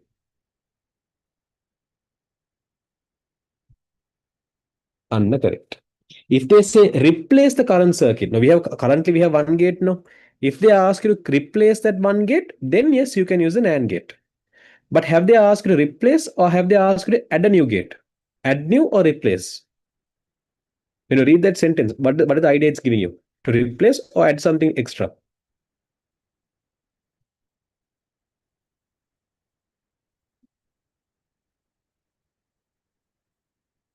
Anna, correct. By adding a new gate. So because they're given the idea of adding a new gate, it's better to add the NOT gate. But I think sometimes they might give you marks for the NAND gate as well. I don't think they'll be very strict with what do you call the wordings. So sometimes they might give you marks for NAND gate as well. But if they ask to replace it with a single logic gate, then yes. So modify the given logic circuit by inserting a single logic gate to replace it. Yeah, they ask to insert a single logic gate means they ask to insert a NOT gate. So I would recommend you to insert. When they say insert, add a new gate. When they say replace, replace it. Rushta clear?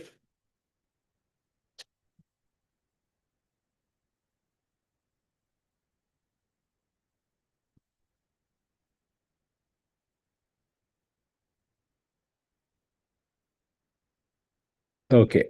Any questions down in the chat? Next. Write down the functions performed by the following tools in spreadsheet software. Okay. What do you think this first tool is going to do? A to Z. What do you think you'll do from A to Z? This is called the sorting tool. So normally you can sort from A to Z and Z to A. So for this, I can't show you in Google Sheets. I'll show you in Excel. Let me go to Excel and show it here.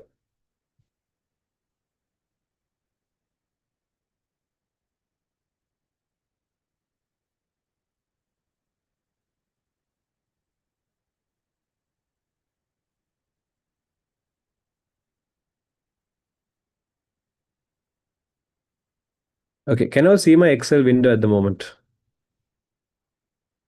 Yes or no? Okay, so let's say in a column, I have different values. Why can't I zoom?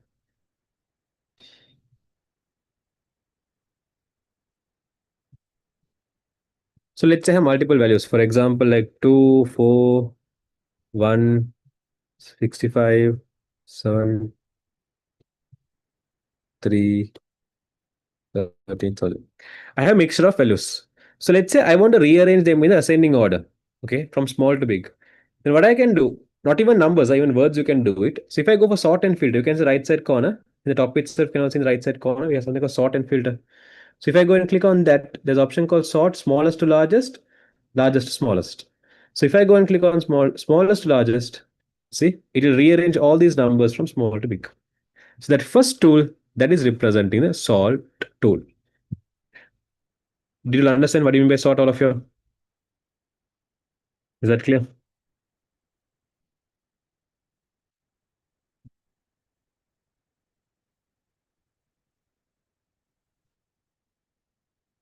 Okay, perfect. Next. The second tool we have in your tute is a filter tute. Okay, I'll just show you a filter here itself. So for example, let's say let's say I have a column here called number. I'll just add one more label for this to make it more convenient. I'll add a label called numbers. So I have here a collection of numbers. Let's say I want to filter only a certain type of numbers. So what I can do here is I can go to data and I can go and you can see there's a what you call tool called filter here. Okay, see under data, can I see a tool called filter here?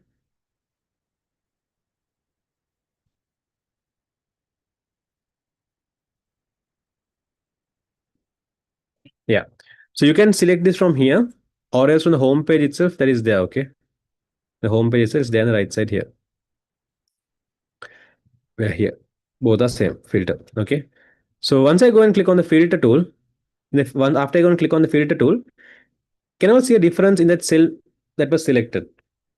After I went and clicked on that filter tool, did you all notice a difference on that cell I selected? If you all notice, then what is the difference?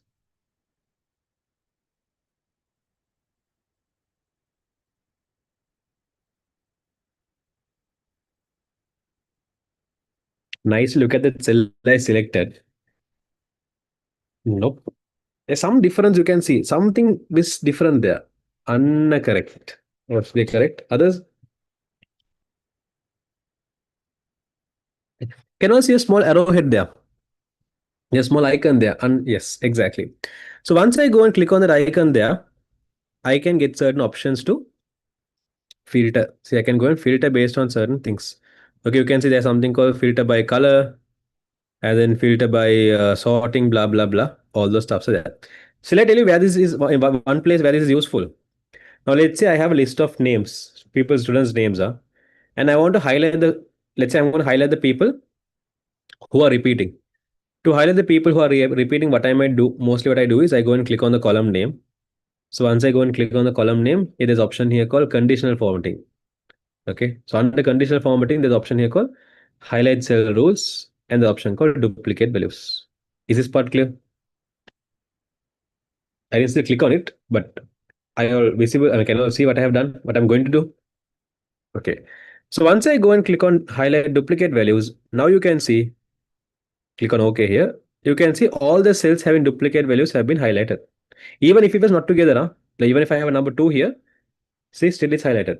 So all the cells that has duplicate values are going to be highlighted. Now what I can do is when I click on the arrowhead, I have option here called filter. I can, if I want, I can filter by color even. So I'm going to say filter by the cell color having this.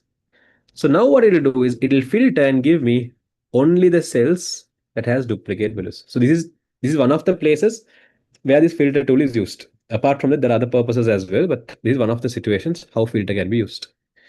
Roughly, do you understand this part, all of you?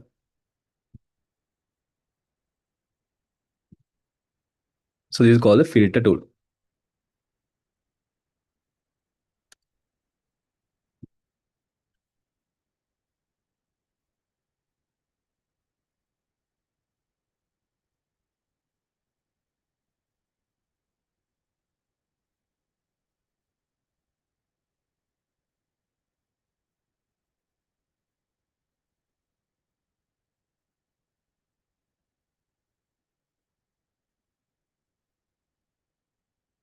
Okay, regarding the last two tools,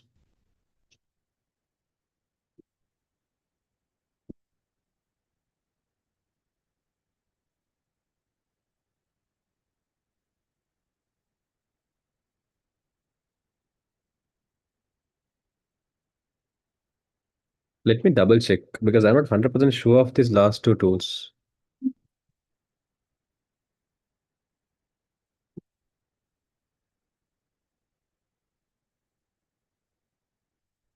Let me show you how a way to check from Google itself.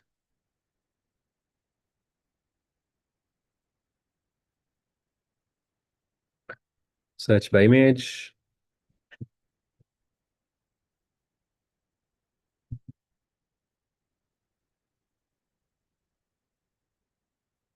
D could be merge and center. The merge tool is not like this exactly. The letter A doesn't come. Like merge and center, yes, but the merge and center letter A, like it looks like the first one is text to columns. Oh no, wait. The first one is text wrap. Sorry. First one is text wrap. Yes. First one is text wrap. First one is text wrap. Second, I'm not sure. Let's just check.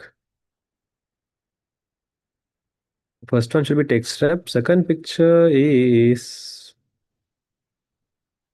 text wrap means whatever text, like if you look at the image, whatever text that's going out of the cell, you can make it come within the cell using text wrap. So that's something here. Let me show you all. Text wrap is something like this. So you can see the text are going out of the cell. So when the text is going out of the cell, you can wrap it from here. See ABC and there's something called the new one is like this AB and arrow is C. So that's how the text wrap works. When you go and click on text wrap, what you're doing outside will come inside. That's how text wrap works. I think this should be the merge cell in the old update. The last one should be the merge cell text wrap. Because I have the current version, I'm exactly sure this should be text wrap. This should be the merge. So merge cells is like this. Let me show you merge cells. Is it spacing? D. What spacing?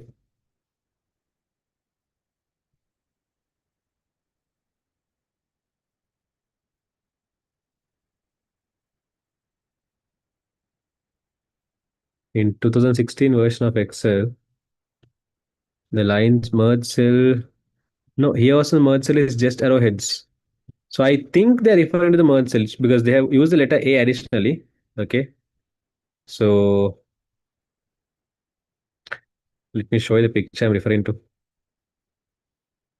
Merge cell is this tool. Yeah. Here can you see a tool like this? This is the actual merge cell tool.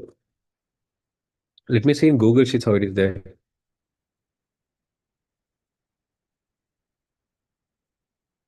No, Google Sheet has it as just like this arrowhead only. See, merge cell skill as a tool.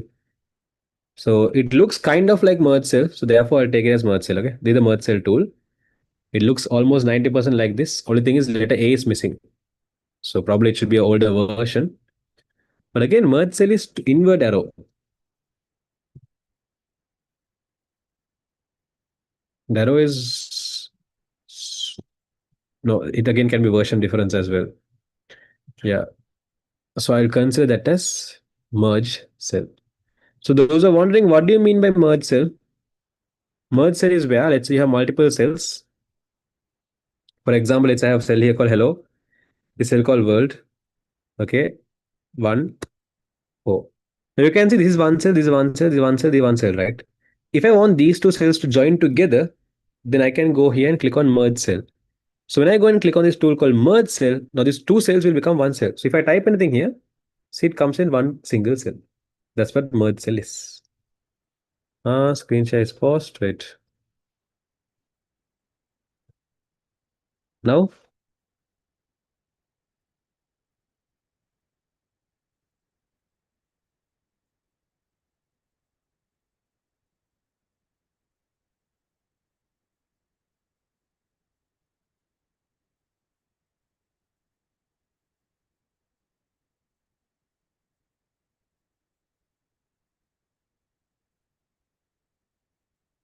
let me check Shazana.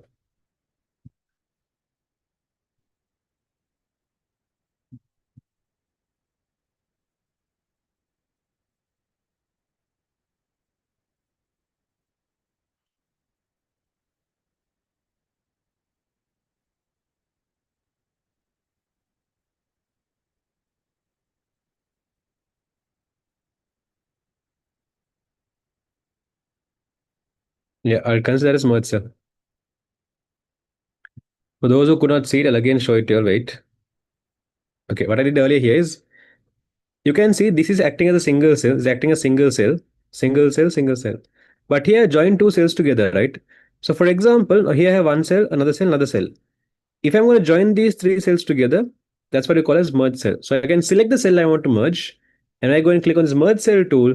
Now the three cells will act like one single cell. See, it's acting as a single cell, not three different cells. Is that clear, all of you? Got the idea for me merge cell?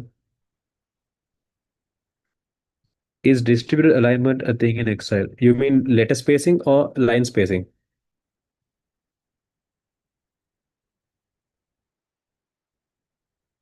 You mean Oshadi, you mean that like align to left, align to right, align to center? In that if you have four particles equally distribute, you're talking about that one? Oshadi. That is the only in Word and PowerPoint, not in Excel. Because Excel is a never-ending page. So there's you can't do that. In Microsoft Excel, it's merge and center. Yeah, it's called merge and center, but because there are different types of merge, like merge to the left, merge to the right. So you can call as merge cell or merge and center. Both are fine.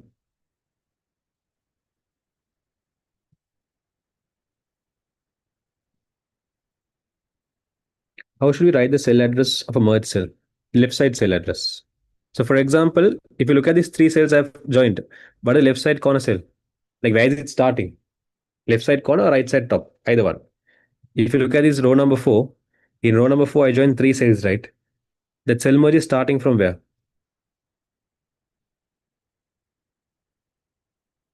A what? What is cell address? The first cells. Perfect. A4. So if I go and click on this cell, the cell address will be A4. I can show it to you. Here it's showing as A4 to C4, it's showing a cell range. But let's say I'm performing a calculation. When I'm performing a calculation, if I want to use this value, if I mention equals A4 into 2, so it'll work. Let me just double check if B4 into 2 works as well.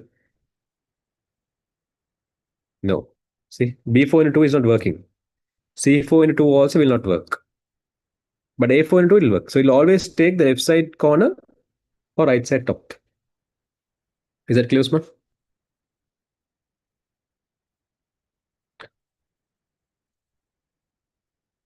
Now, based on that, tell me, I did a scribbling earlier was upright, that R, H, T, T, blah, blah, blah. If I have to get the cell address of that, what do you think cell address of that is going to be? Perfect. It's B1. Okay. So let's say I have a number here called 45. If I mention equals B2 into 1, 3, it's not working. But if I mention B1 into 3, it'll work. See? Is that clear?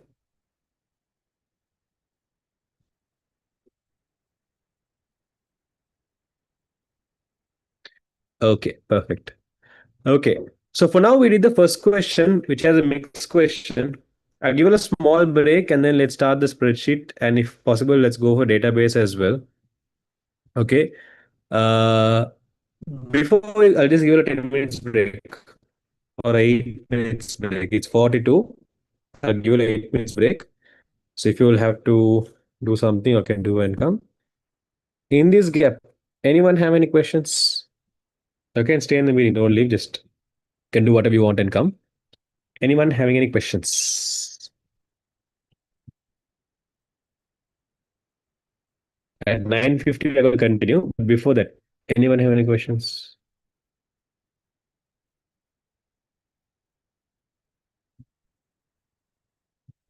Can we explain the seventh question again? Which part? Seventh question has two things. How I got 13 or how I got 1?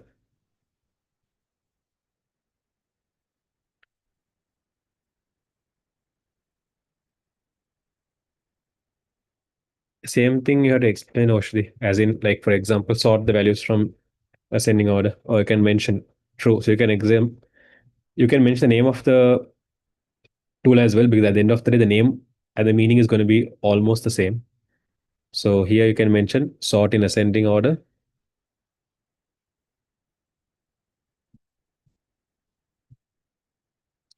And here you can mention filter based on certain criteria.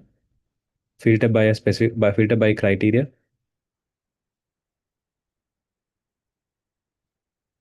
Here text wrap, here margin center. So there is no big difference in terms of the tool name and purpose, actually. What does the filter function mainly do? It will filter values. Like for example, let's say I have a collection of like I have a let's say I have a column that has different values. Like for example, let's say I have a database with different students' name. Okay, let's say I have, for example, let's say names generator.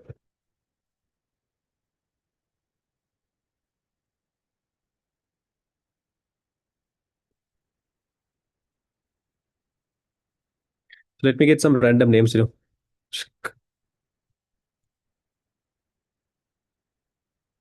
So let's say I have some random names here, and let me have a contact numbers of those people as well.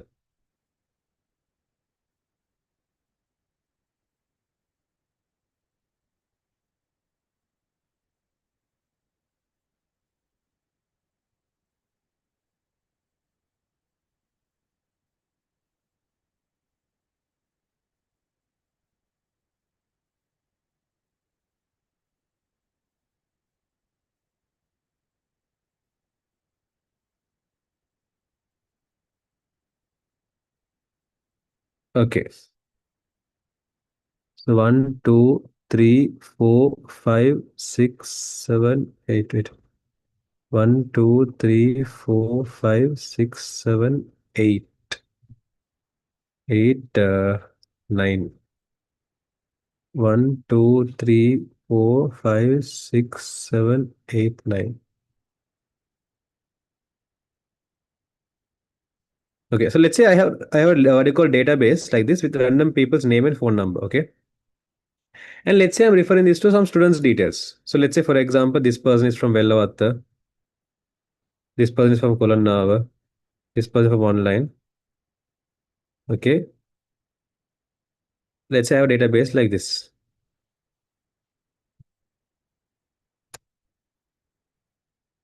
Okay, let's say I have a database like this with one column with having their name, another column having their contact number, and another column having the academy they're attending. Now let's say I want only the students who are attending online. I want to find, let's say, only the people who are attending online. So what I can do is I can go for this column, right? I can go for the option filter option. Okay. So once I go and click the filter option, you can see the option called when I go and click on the filter option, can you see the option like a checkbox here? Mushta. MAK, MO, MAW. This box will show you all the unique values in that column, all the unique values it will show. So what I can do is if all three are checked, all three will show. But let's say I checked only MAO. So if now only MAO is checked and if I go and click on OK, now see, it has filtered and given me the contact numbers of only the online students. So for example, let's say I have a results sheet and I want to get only the people who got A. So I can go in from the filter, I can see only the students who got A. Then for the exam, let's say, all the results. So I'll have a filtered list. It's used to filter data set. Got it, Tushta? Perfect. Both. Okay, let me show you, Hannah. So Hannah, first of all, tell me, are you clear of what do you mean by mod and what do you mean by diff? Is that idea clear? Yeah. So when you're solving equations, do you know the BODMAS order, right?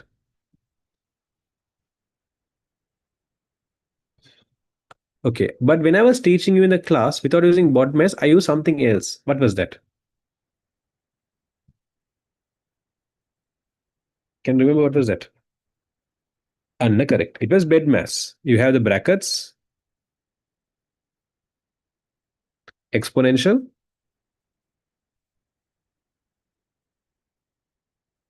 division, addition, subtraction. Now, when you take this thing called mod and div, for example, let's say you're supposed to find what is the answer of 27 mod 2. Okay. So how you might do it? 27 you might divide by 2. 2 times 1 is 2. 0 remains. Bring the 7 down. 2 times 3 is 6. 1 remains. You might do the division like this. Now tell me, what is the answer of 20? You said earlier, you know mod and div now. So based on that, tell me, what is the answer of 27 mod 2? No. Div will give you the answer and mod will give you the remainder. So based on this, 27 mod 2, the answer is going to be equal to 1. Is that part clear? First of all, tell me. Okay. So now when mod and div is happening, to find the answer, whether you're going to find the div answer or whether you're going to find the mod answer. To find the answer, first of all, you should do something. What are we doing here? What do you call this whole thing as?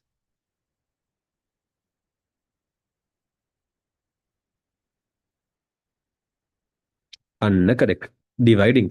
It's a division. It's a long division. Okay. So that means out of BEDANS.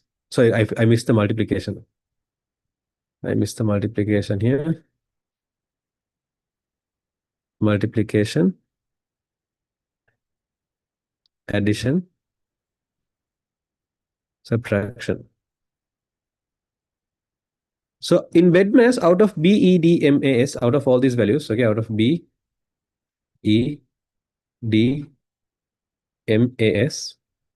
this long division comes under what? Which letter?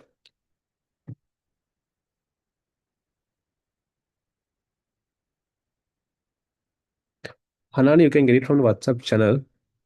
Do you have the link for the WhatsApp channel mastitis?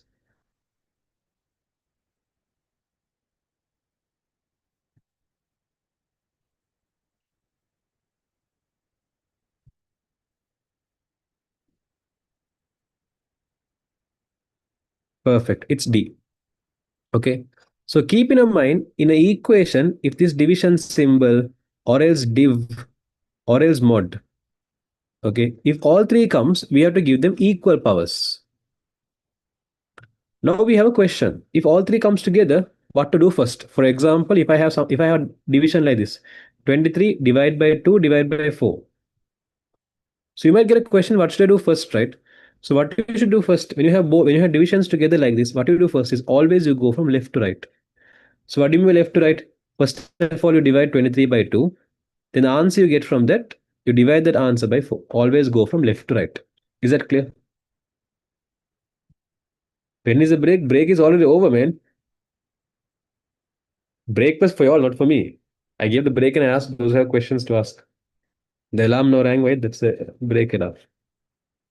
Perfect. So in this question, if you see 127 mod 100 div 2.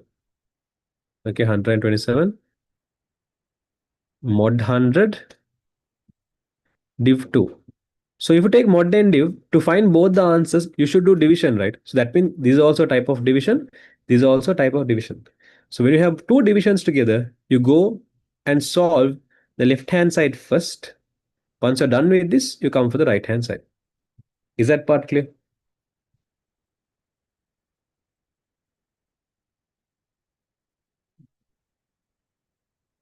Sumay, what are you doing here? What's exponential? Powers.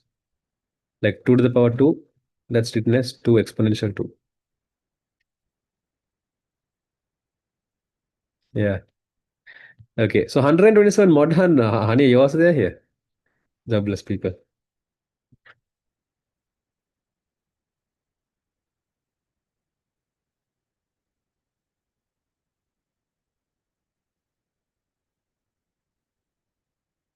Okay. What do you call so 127 mod 100 means we're asking to divide 127 by 100. So 100 times 1 is 100, 27 remains. And mod is focusing on what? Mod is telling do the division and give me the remainder. So the remainder is 27. So we bring this down. Now you have 27 div 2. Up to here, did you understand what happened? Hana. Perfect. So now 27 div 2. Again, we have to do the long division. So 27 divided by 2, 2 times 13 is 26. 1 remains. So div will give you the answer. What's the answer? See, div will give the answer, mod will give the remainder. So when you divide 27 by 2, what's the answer? 30. That's how I got 13 earlier. Is that clear?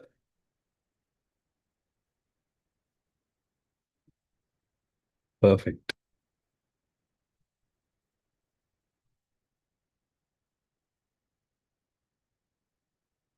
Okay, so your break is over and let's start from the second question now. I pity the people who ask questions. They are going to get a break.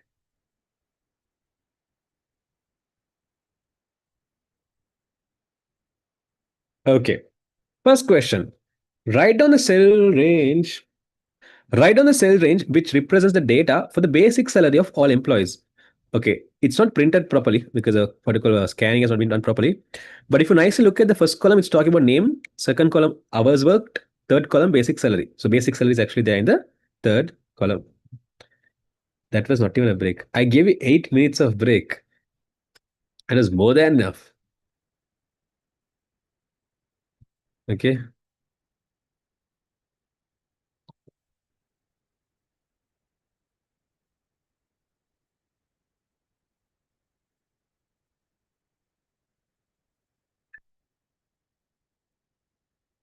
Didn't you take a break? No.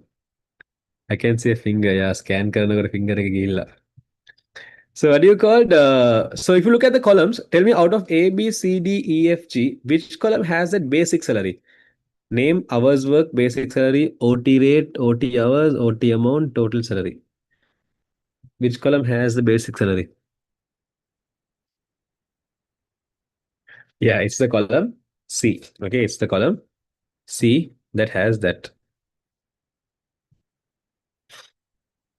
So this is the cell range that has the basic salary of all employees. That is starting here and ending here. So when you're writing cell range, it always go in cell range in this direction. Okay, the direction of left side top to right side bottom. This is how you write a cell range. Okay, left up to right bottom. So if you look at this scenario, out of these cells, if you're going to go from left top to right bottom, so there is no left and right here because we're talking about one column. So here we are talking about only top and bottom. So what is this top cell's address? Column C, row number 2. So what's the top cell's address? Perfect. The top cell's address is going to be C2. And what is this last cell's address? Perfect. That is C7. So cell range is going to be C2 to C7. Always we go from left top, right bottom. So if there's left and right, if there's two columns, they always go start from the left side column. Okay. But if it's single column, then it's only top. So always keep in your mind, when you're rewriting a cell range, you always first of all write the starting cell's address, which is left top, ending cell's address, which is right bottom. In between both the cell address, you add the colon symbol. Can't we write C8? C8 doesn't does the letter cell C8 have any salaries? I mean any employee salary amount? In this cell, have you mentioned any employees salary amount? Like is there like if I ask you okay whose salary is there in C8? Can I get is there a name you can give me? Like a employee's name you can give me and tell okay it's this person's salary there? No. So therefore that C8 cannot be considered. Okay. If you have any questions, drop in the chat. Let's go for the next one now. Write down the formula without using a function in cell D2 to calculate OT rate. So D2 is here and they're asking here write a function to formula to calculate OT rate. Now for this you should have read the paragraph in the top. Always make sure that you read all the instructions given. All of your focus here. Now as per this paragraph you can see they have mentioned employees should work at least 40 hours per week. Okay. And payment for the overtime, okay, the OT rate. So here they have mentioned the data. The payment for overtime per hour, the OT rate is 0.75% of the basic salary. So they are saying OT rate is 0.75% of the basic salary. Okay. Now, if you look at this situation, in the D2 cell, we are finding the OT for whom? What is the employee name? For whom are we finding the basic salary in the D2 cell?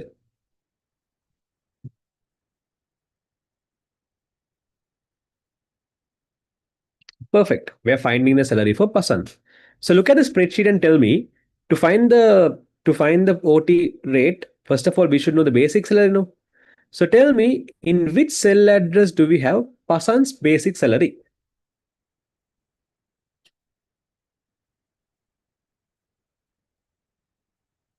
Perfect. You can see this is basic salary column. So in C2 cell we have his basic salary equals C2. Now use your mathematical knowledge and tell me when we use the word called off 0.75% off, the word off represents what? Is it multiplication, addition, division? What? Correct. It's multiplication. So C2 into, so answer is going to be C2 into 0.75%. So 0.75% you can write this 0.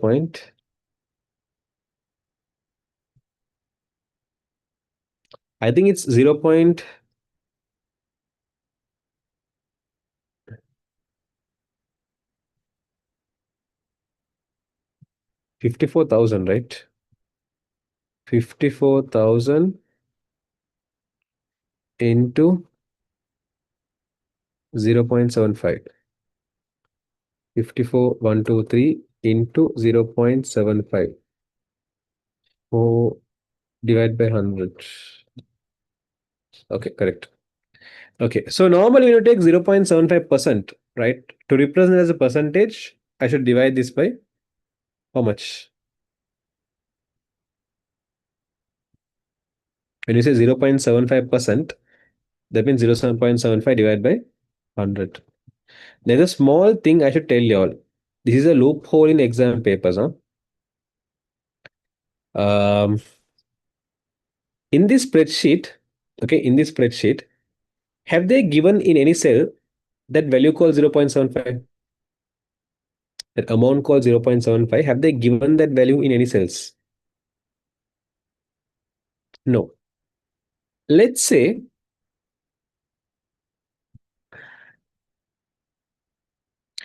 in a cell, you can see they have told you that the percentage is there in this cell, okay, and the rate is mentioned here. Okay, the rate is mentioned 0.75% rate is mentioned here. So let's say you have to create a formula by using that cell address. Okay, you have to create a formula by using that cell address.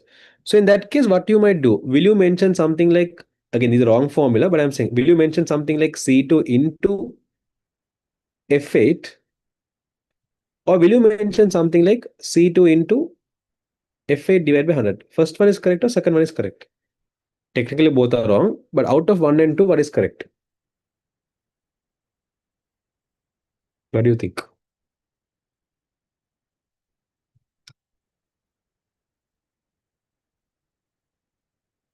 Okay, this is where the twist is. In spreadsheet, there's something called as number format. We call it formattings of cell. So what we can do is we can format the cell into something called as numbers, currency, percentage, all those stuffs. So when you format a cell to percentage, what will happen is that divided by 100 will already be there. I'll show you. For example, I'm going to go for a cell. Okay. Here I'm going to go and type 0.75%. Okay. I'm going to type 0.75%. Now, I'm going to go and type here the number. Okay. Tell me 50% means how much? What is the value of 50%?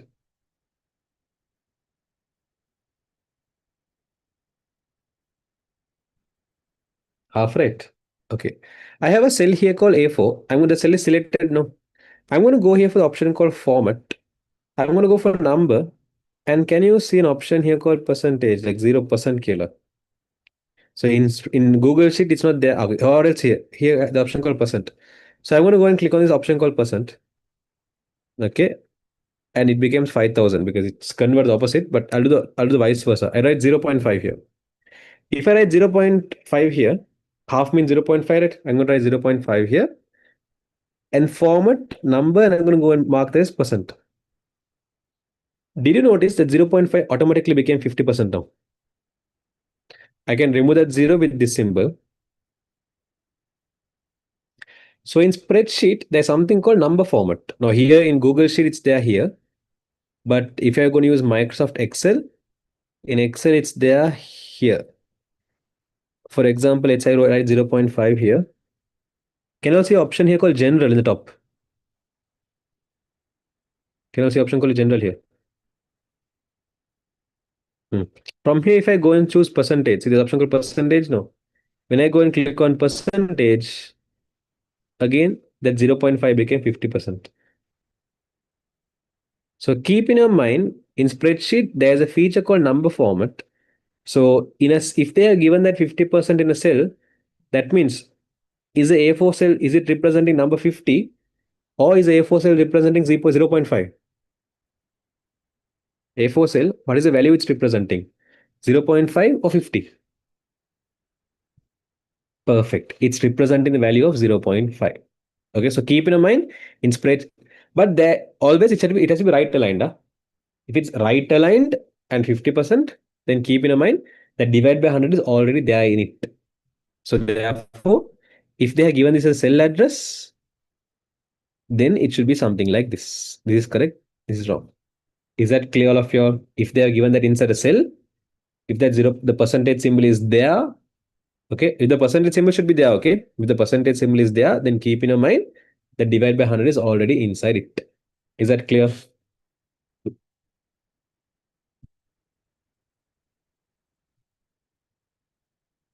Perfect. That's again extra knowledge I told you. No? That is extra knowledge. If you understood, good. If you don't understand, forget it. That's just an extra knowledge I gave you. Because they could ask that in exams. That's just extra. Anyways, for the Roman number two, did the correct answer.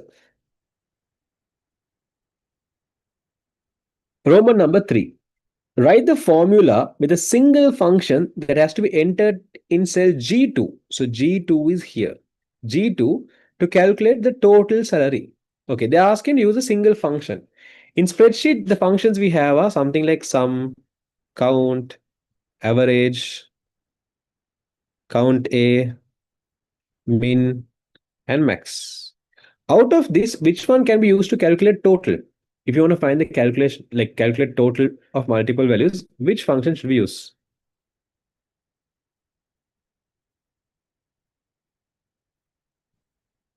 Perfect. It's a sum function. So I'm going to mention here equals sum and I'm going to write a function, write a formula here. Okay. We want to find the total salary. Okay.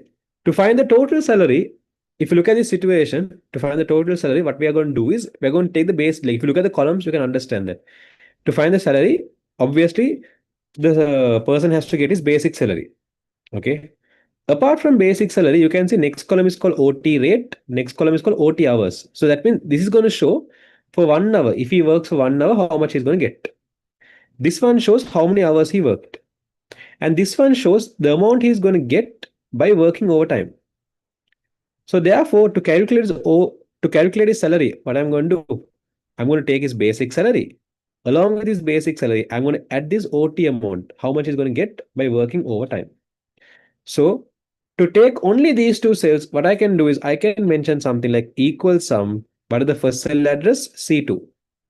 What is the next cell I have to add? F2. So I can mention something like equal sum C2 comma F2.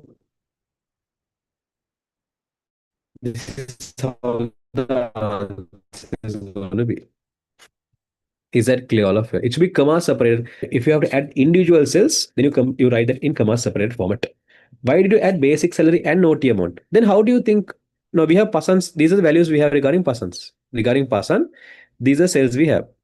So just read the column names and tell me to find a person's salary. What are things do you think we have to add? The first column is talking about the number of hours he worked. Do you pay 40 to 50 rupees for that? Should I pay 50?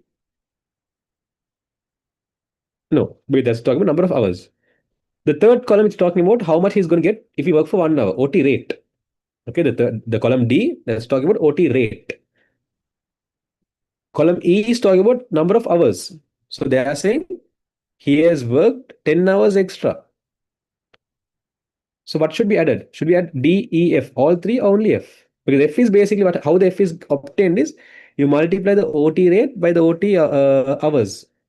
That means per hour how much he's getting multiplied by number of hours. Why should I multiply the D amount? Like why should I add the D amount? Why did you put comma instead of colon? Because if I put colon, it will take as a cell range. It will add all the values from C2 to F2. But to get the salary, I just need only two values, the basic salary and the OT amount. I'll give you a simple example. I am telling you all, okay, I am telling you all, the class fees for the month for a month is 2000. So basically, I'm saying the grade 10 class fees is 1500 rupees. Grade 11 class fees is let's say 1800 rupees. Example, I'm saying grade 10 is 1005, grade 11 is 1008. Okay. And I'm saying if you pay this amount, you'll be getting a 2 hours class. Normally, for a day, you'll get 2 hours class. Okay. And let's say I'm saying for every hour you come extra. Okay, these are fixed rate, these are fixed amount, the fixed fees. The fixed fees is this. So I'm saying for every extra hour you're going to come, okay, for every extra hour, you have to pay 10% more. Is that clear? For every extra hour, you have to pay 10% more. Is that part clear? Okay. So let's say there is a student, he has come for the grade 10 class. He has come for, he has let's say it's an individual class. So after the class, he has stayed 2 hours extra. There was another grade 11 student, he has stayed for the grade 11 class, he has stayed 3 hours extra. Okay. Now, first of all, tell me, I said you have to pay 10% of the fees now. First of all, tell me, for the grade 10 student, how much is the 10% going to be? What is 10% of 1,500? The amount fixed fees is 1,500. So 10% of 1,500 is how much? Correct. 150. What is 10% of grade 11 fees?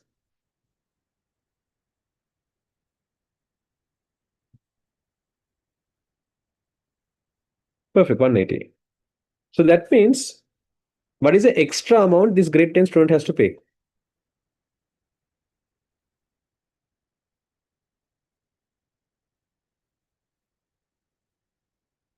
Extra to be paid. Why should it be only 150? How many hours did he stay?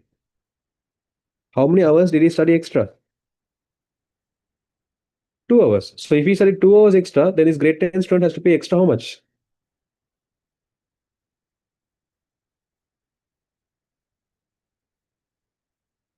How did 350 come in? Like, how did 350 come? Like, I can't see any calculation to get 350. How did he even get 350? What is 115 to 2?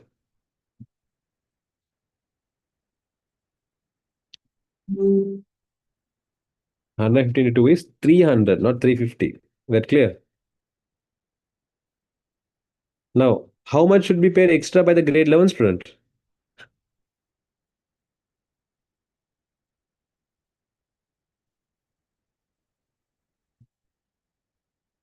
Exactly. 115 to 2. That's going to be 180, 300, 460. No, 460. Yeah. So it's into 3. So 300, 8, 16, 24. 540. 3 hours, no? So it's going to be 540. Okay. Up to here, clear about the data I have here. The data is available here. Is that clear? Okay. Now tell me, what is the total fees this grade 10 student has to pay? Total to be paid. At the month end, how much he has to pay in total for me? Correct. 1,800. What is the total amount the grade 11 student has to pay? 2,340. Correct. Same thing is happening there as well, no? If you look at this situation also, the total salary that has to be paid, what should we do? You get the basic salary plus the overtime amount. If you work in a company, there's 8 hours you have to work every day. So for the amount you have to actually work, he's paying 50,000, 54,000. For every extra hour he's staying, he has an amount he's paying. So the OT amount is 4,050. So how much will the company pay him? 58,000. Is that clear? Only these two cells I should add. C2 and F2. Makes sense?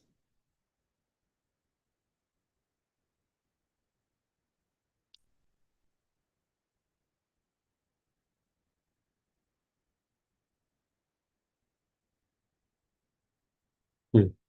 Any other questions? Drop in the chat. Next.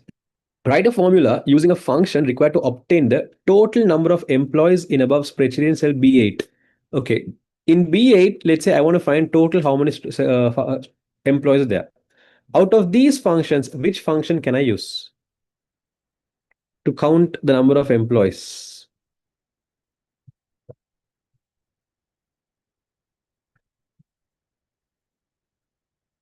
Out of these functions, which one can I use? Perfect. I should use a count function. So I'm going to mention here equals count and that cell range containing the number of employees we have. Okay. So in which cell range do we have the employee names? Employees basically. Actually, it's given the question itself.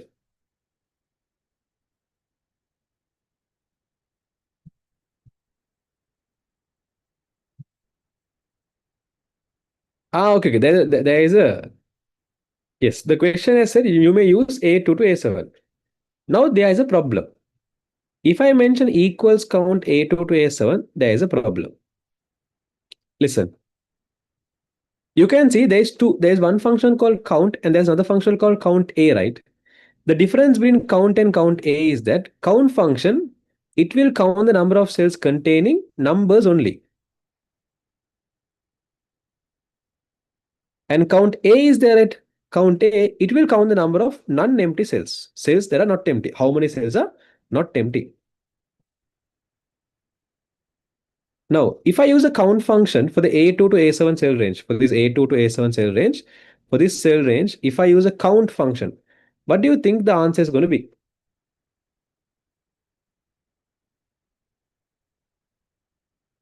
Yes, Shazana.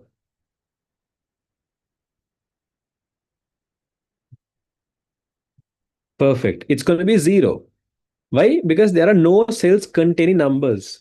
So if you want to count the number of employees using A2 to A7 cell range, then what should we use? Should we use count or count A? Perfect. We are use count A. So then the answer is going to be basically equals count A, because count A will count all. As long as cell is not empty, cell has anything, letters, numbers, symbols, anything. As long as cell has something, it will count it. So count A, A2 to A7. Is that clear all of you?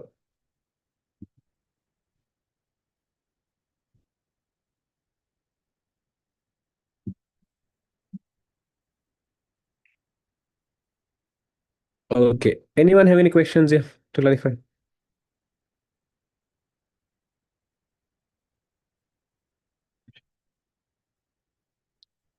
The last question. In last question, we have something called count and count A, right? So what this count will do is count will count the number of cells that are contain numbers only. Usman will be starting the paper class from next week. I'll share the details in the channel. It needs to start from next week. We are starting paper class. Okay. Ida. For example, you can see we have this. Let's say I have this spreadsheet. Okay, the same spreadsheet I'm going to take.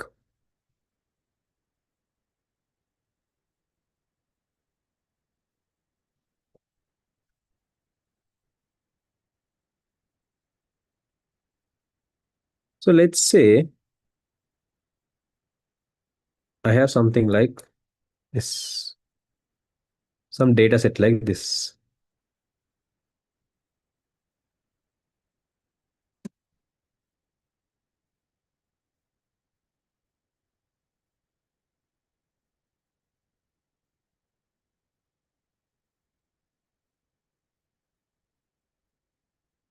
Okay, let's say we have a data set like this.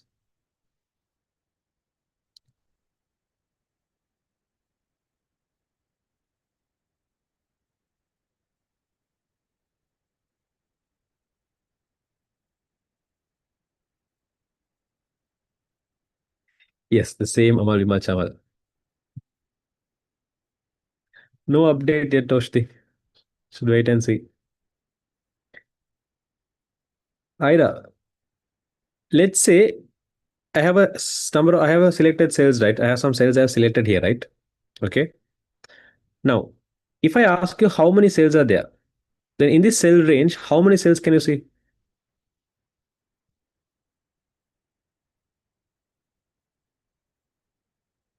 Exactly, Ushti.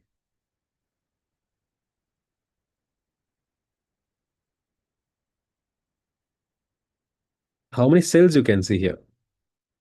It doesn't have to be like number of cells. The cells are like the boxes, huh? So how many boxes you can see here? Blue color. Correct. There is five cells I have selected. If you count and see how many cells I have selected here, five cells. One, two, three, four, five. Is that clear? That there are five cells? I can't do annotations here. Instances of annotation. Yeah. Is that part clear? Okay, there are five cells.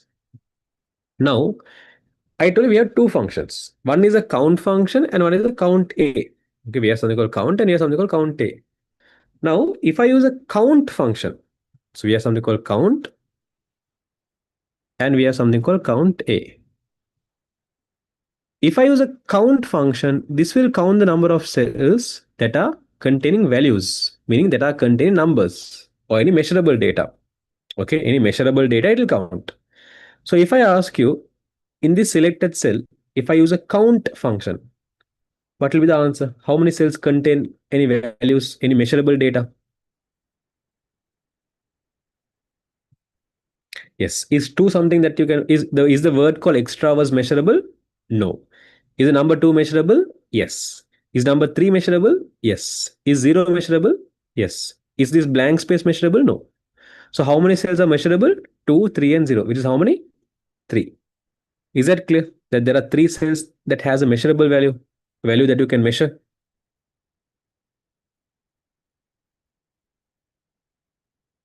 In this selected cell, out of all these five cells, there are three cells that has measurable value. So if I ask how many cells has measurable value, it's three. If I ask you in this selected cell range, okay, for my first question was how many cells are there? So when I ask you how many cells are there, you said five. Second, I asked you how many cells contain values, contain data that are measurable data. So then you said out of all those five cells, in three cells, we have data that are measurable. Now, my third question is out of all those five cells, how many cells are not empty?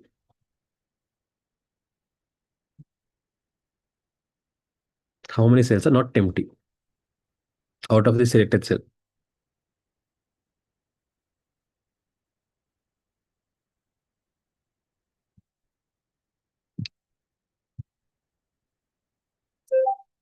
And how much?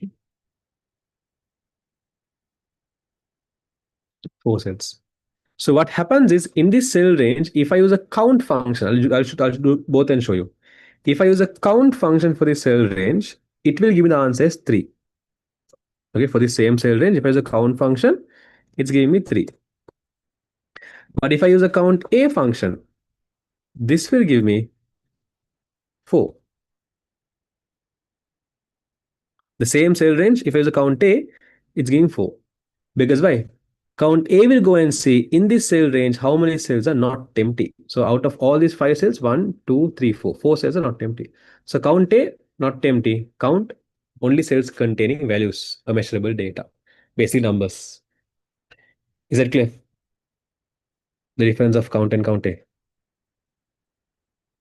So in the last question, they ask you to count the number of employees using the cell range A2 to A7. So for A2 to A7 is this orange color circle cell range, which I'm now circling using blue. So here we have only letters. Here we have only words. So for this cell range, if you use the what you called for that cell range, if you use a count function, it'll give you zero. Why zero? None of those cells have numbers. Clear? That's why I said we use count A there. Got it?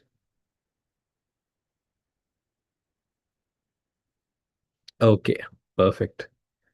Actually, now it's 10:23. I want to do database as well. For this, I might take average another half an hour. Shall we go to 11?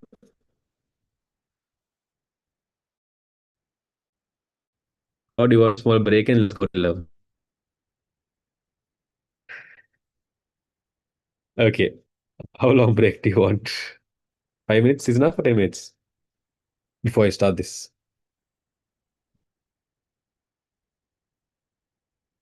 Let's do it. Okay, it's 10:24 now. I'll give you a small 5 minutes break, not much. Okay, it's 10:24 now. At 10:30, I'm going to start this, okay? Yes, perfect. At 10:30, I'm going to start this. I'll quickly go to the washroom and come because I didn't get a break earlier. Because already I'm running out of time. This is the last question anyway for the day. Okay. Give me 5 minutes. I'll be also back. You're also getting small freshen up and all those stuffs. We'll be starting at 10:30.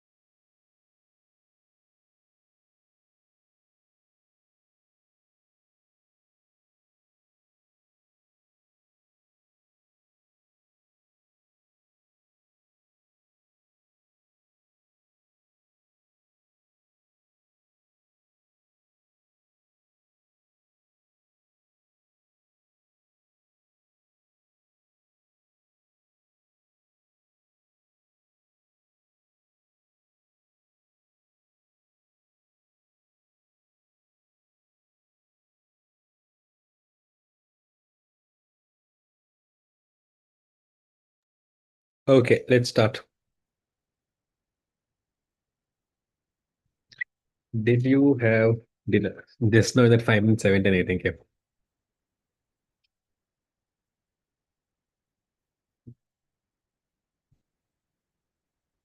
And now I'm drinking my water.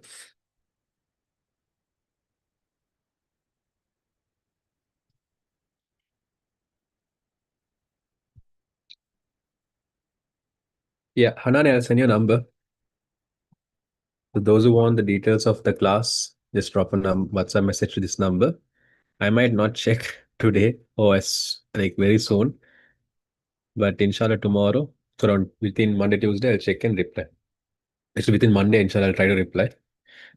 We are starting paper class from next week onwards. So I'll be sharing those details in the WhatsApp channel.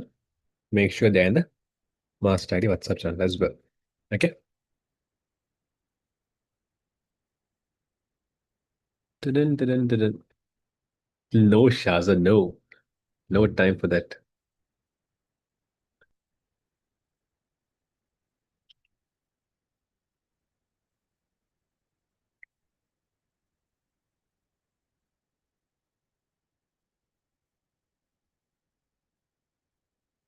Is the paper class free? Yes, completely for free for anyone and everyone.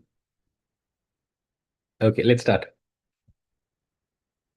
Ask your friends to join as well. The last question. Consider the following.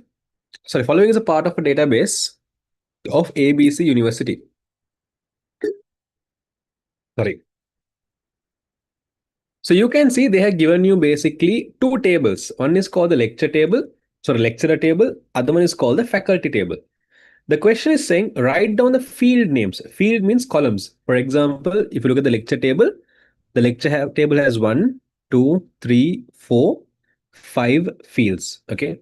So just like how the lecture table has 5 fields, look at the faculty table and tell me how many fields can you see in the faculty table? In this table, how many fields can you all see? Perfect. Faculty number, faculty address, there are 3 fields. And then there are these rows containing data. Now, for example, you can see this is a single row containing a data. So the rows containing data, we call this as a record.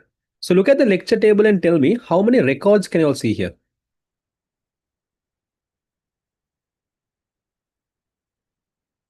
Perfect. There are 5 fields and 5 records here. How many records are there in the faculty table? So the records are rows containing data. So this is one row containing data, 2, 3. Perfect. There are 3 records as well. The first question they're saying write down the field names which are most suitable as a primary key for the lecture table and faculty table. So primary key is basically, if you're asking me what is a characteristic of that primary key, it's a unique field of a table, right? In a table, there will be some field. Field means there will be one column mostly that will be unique. So that unique column, we call it as a primary key. If you're asking what is the purpose of the primary key, the purpose of primary key is to explain every record or else identify every record. Now, for example, if I ask you, if you look at this scenario, okay, if you look at this spreadsheet you have here, so this spreadsheet, not a database. But if I look at this situation, I ask you, if I be like, okay, this row is talking about whom, then what will be your answer? It's talking about whom? Whose data are all these stuffs talking about? Amal. If I ask you whose data are these talking about, then what will be your answer? Bimal. But if I ask you whose data is this, then what's your answer?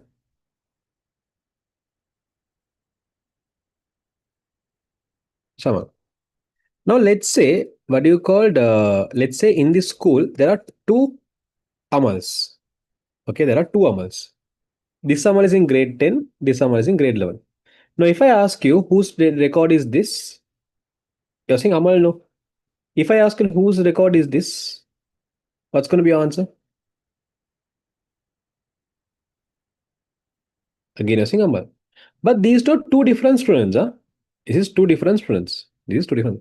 So when I'm explaining record, if I just use Amal Amal in this situation, if I just use Amal Amal, will I be able to explain every record uniquely? No, there will be a repetition. So with the given data, how I can explain? I can be like, this is about the Amaling grade 10. This is about the Bimaling grade 11. This is a record about Shamaling grade 11. This is about Amaling grade 11. Now, if I use the name and grade both together, now am I able to get every record uniquely? Yes. So normally in a database, you should be able to identify every record uniquely. So first of all, you have to see whether you can identify using one column. If you can't using one column, then you should see, can I do it with two columns? Then three columns. That's how you go. So first of all, look at the lecture table and tell me, is there one column we can use to identify every lecturer uniquely? If so, what do you think it is going to be?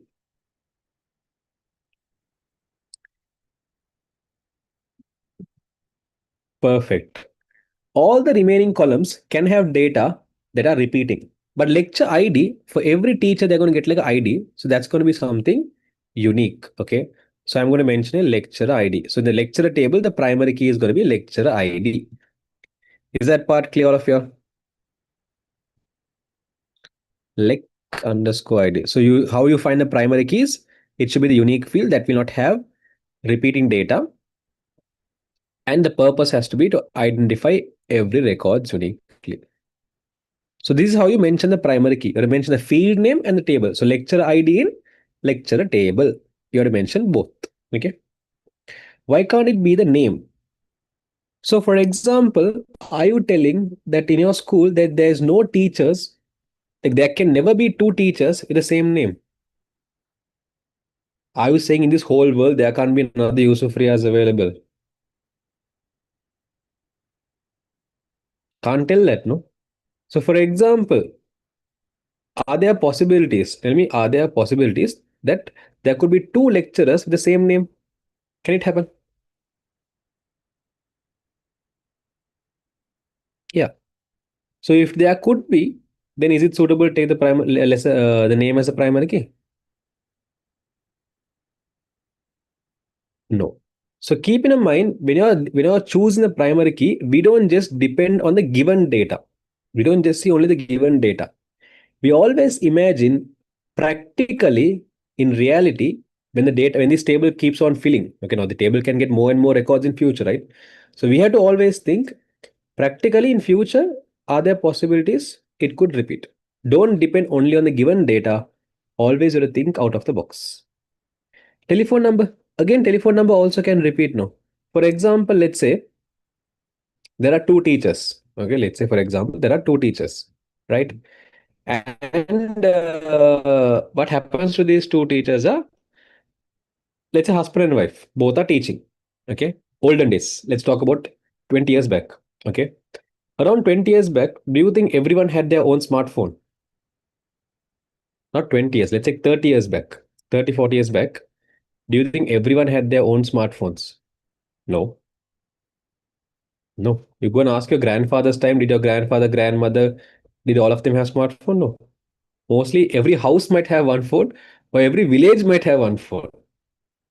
Okay, that's how it used to work, right?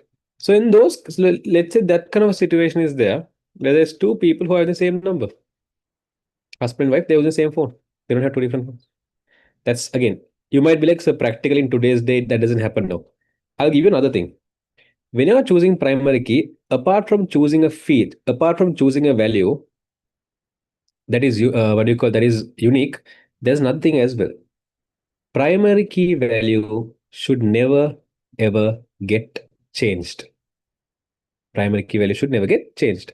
So tell me, telephone number, are there possibilities a person can change the telephone number? Practically, can you change your telephone number? Yeah. So therefore, it is not suitable to use the telephone number as a primary key. Is that clear?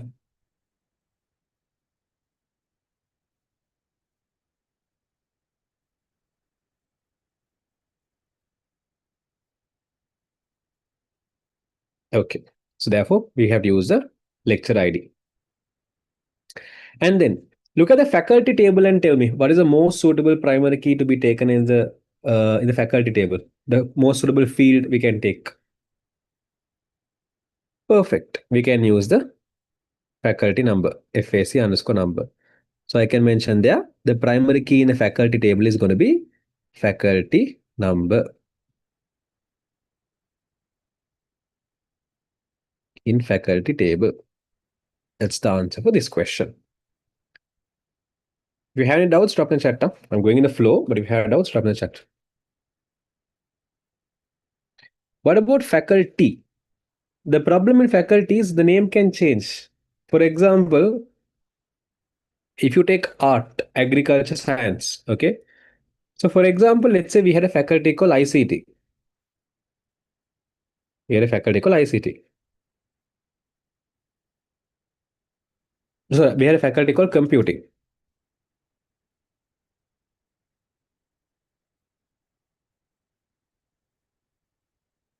Okay. Do you all know earlier days, even though we had something called computing, nowadays computing is divided into two things. If earlier days, in general, we used to call this IT or computing. Actually, IT. Earlier days, we used to just in general call them as IT, information technology. That's right. Okay. Okay. We just used to call it information technology. But nowadays, we used to segregate this IT, information technology. It's now changed to ICT and computer science. These are two different subjects. So let's say there comes a situation where like, okay, all this time we had IT faculty. Hereafter, we're going to segregate this to ICT faculty and computer science faculty. Or else they'll come and tell we are going to change the name to computing facility, computing faculty. The name can get changed practically. So the faculty name, there are possibilities the name can get changed. That's one main reason. I know it's very rare, but it's possible. Another question is, in the lecture table, why didn't we take faculty number? Are you blind?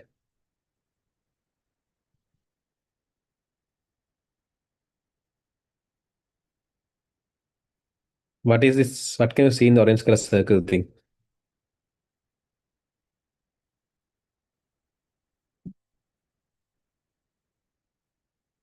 It's same. Can primary key values repeat?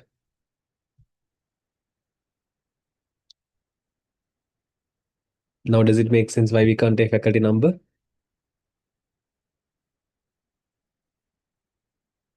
Perfect. What about faculty number plus faculty? We always create primary key with the minimal number of columns. If you can make it with one column, then fix with one column. Only if you can't make it with one column, you'll use more than one column. Is that clear, Shazana? So you always start with the minimal number of columns. Perfect. Next. What is foreign key? Okay. So normally if you take a table, I told you now what do you mean by primary key? No? Primary key is like the president of a country. Imagine you have a country, that country has a president is like a primary key. Now, if you take Sri Lanka, the president of Sri Lanka is Anura Kumarano. Let's take Sri Lanka. The president of Sri Lanka is Anura Kumara Disanayake, AKD. Let's take America. Who is the president of America?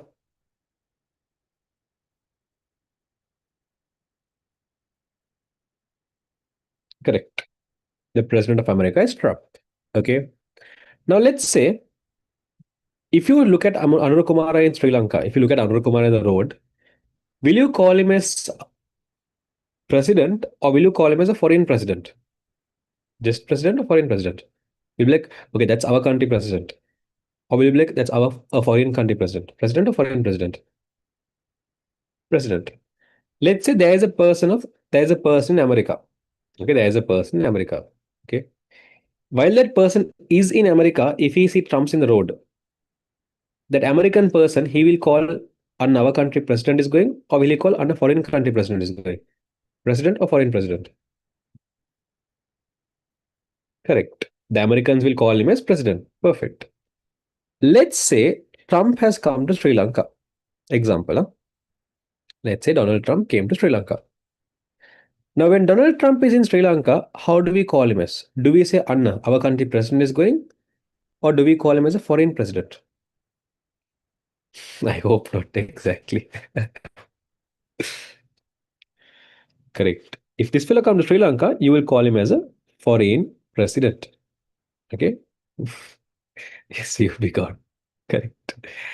But imagine a random American came to Sri Lanka. For example, uh, let's say random American. Let's say, for example, there's a fellow called John someone. Some random John came to Sri Lanka.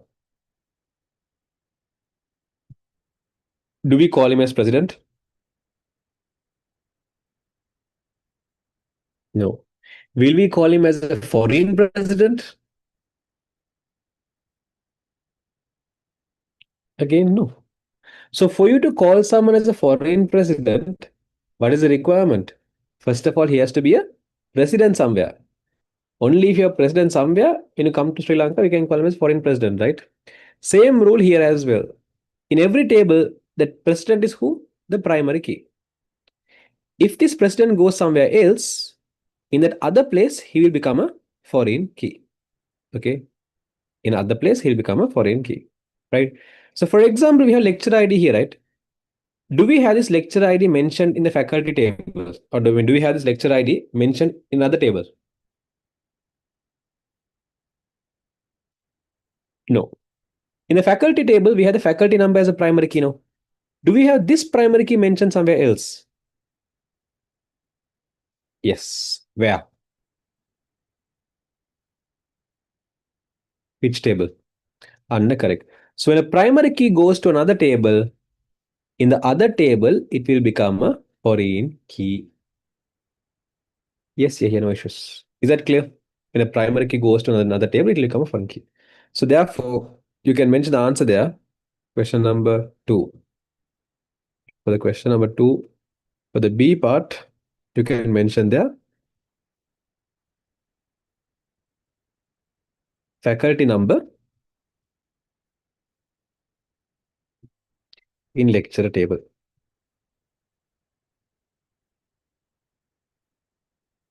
Is that clear of you?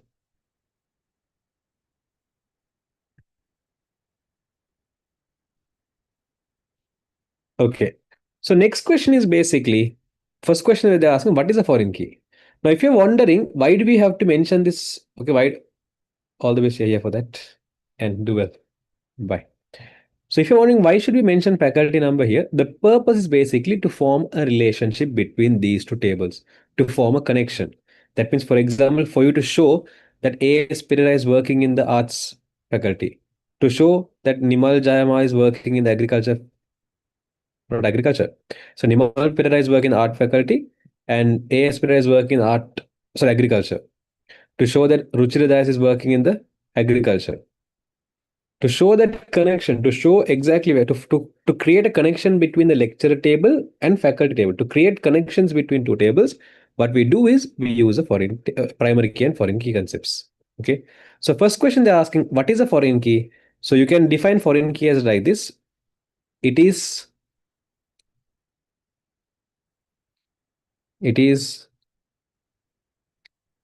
another table's primary key. Okay, it's another table's primary key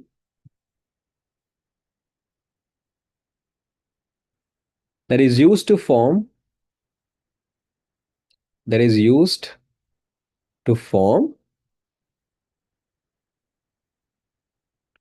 a relationship between the tables.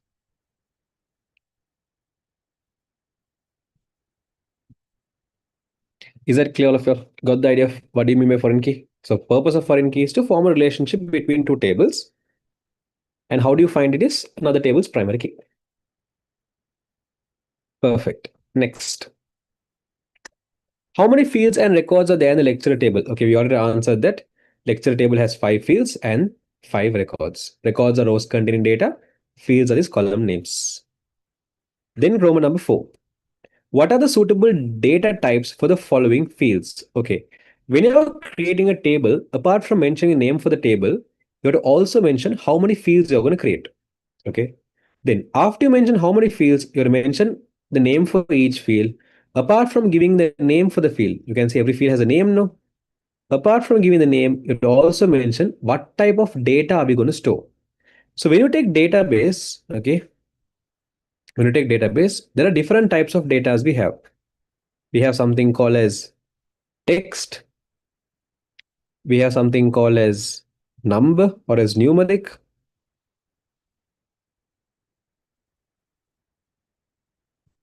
There is a type of data called currency. Then there's a type of data called Boolean. And then there's one more type of data called date time data type. Okay.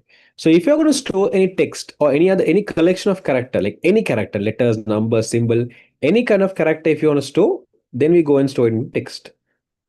If you take number or numeric, under this we can store numbers only. Okay, under this data type, we normally store numbers only.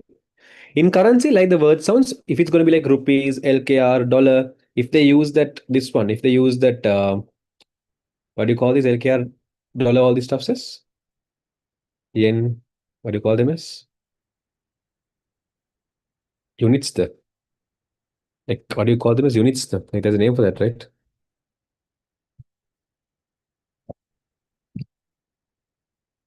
Units or symbols? No, currency, unit by currency symbol.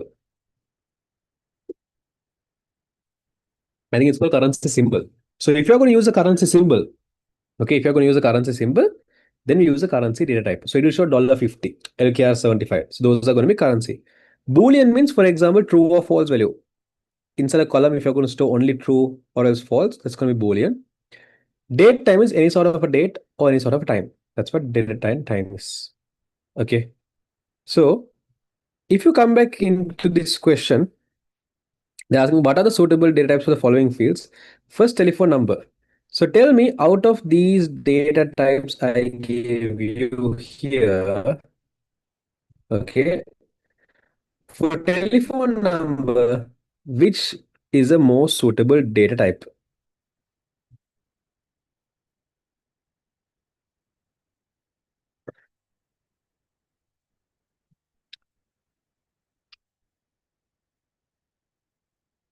They might not give you marks here. I tell you all the reason. Normally, if you take numbers with zero in front, certain data types or certain databases, it will not allow you to write this zero in front. So it will start with 77. So again, that's very rare. They will not confuse you like that. But again, I'm just telling you, they could sometimes confuse you saying, okay, zero is there, that's therefore you can't take it as number killer. But don't worry about it much. That confusion you can do in spreadsheet, that's a direct confusion. In spreadsheet, you can't enter zero. For example, in spreadsheet, if I go here, if I go and type here, for example, 070, you can see automatically it became 70. The zero got removed. Did you notice that? In spreadsheet, if I go and type a number with zero in front, okay, that front zero will automatically removed. So that thing you can do it in database as well. I don't think they'll play around with that. So just giving you a disclaimer. Huh? Right number in certain situations, if you feel like number option is not given, they are not given the option called number, don't get confused, go and mark text. Give second option text, okay? First option number. If they don't have that option in MCQ or something, go for text. Is that clear? Okay, what is the most suitable data type for age?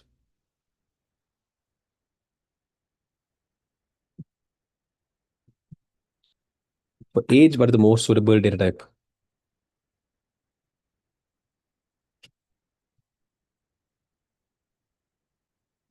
Perfect. That's also going to be number data type.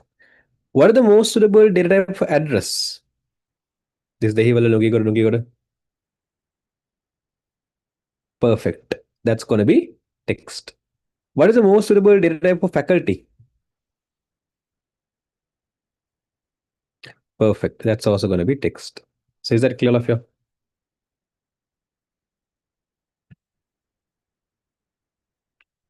Perfect. Next.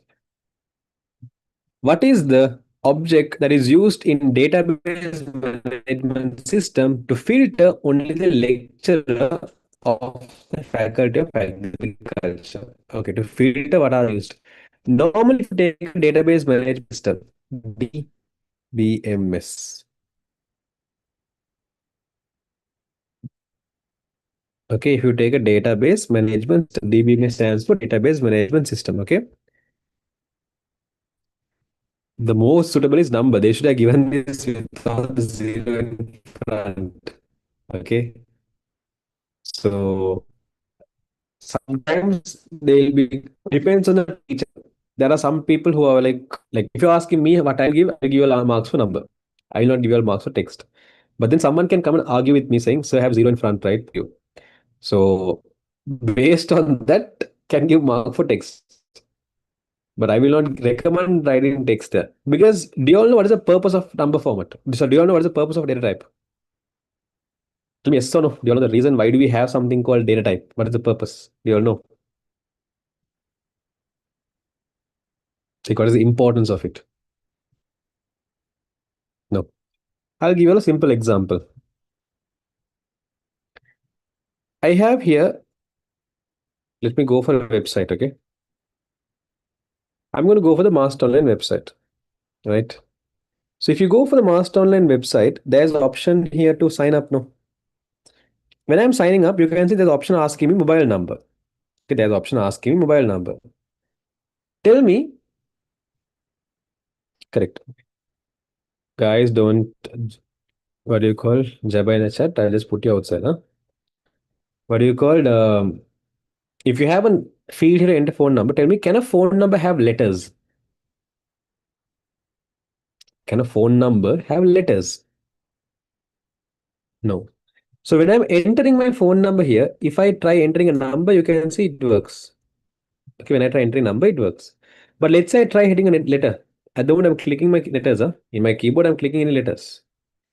Actually, you also can do this. Go to this Mastermind website, go to this register page, and try to write some letters. It will not allow you to try type letters.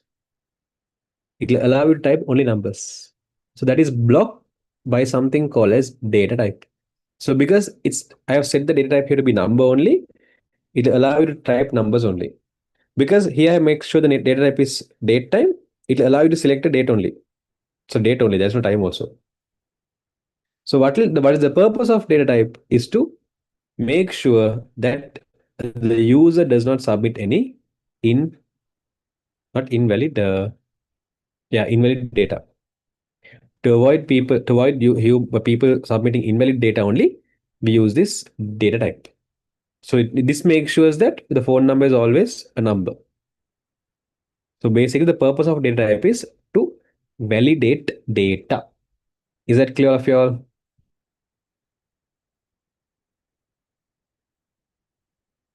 So tell me, if I add the data type here as number and keep, by mistakenly even, can someone go and type their age as, for example, 30 like this? So let's say there's a person, his age is 30. Can he go and type here 30 like this as text? Will it allow him to do that? No. So if you ask me who is going to block this? Data type. When you set the data type, it will be like, this is an invalid data.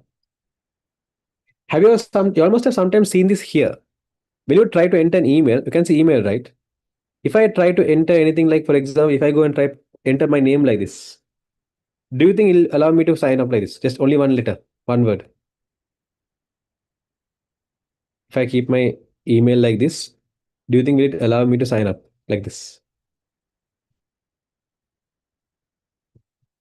No. Okay, so email also has a specific format. So if that format is followed, then it allows you. Okay. Coming back to the context.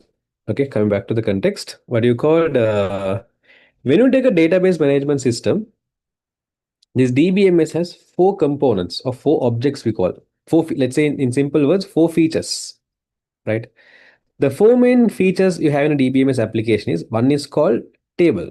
First is called forms. So form is basically something where you can enter data. Now you can see something here, right? Does this look like application form?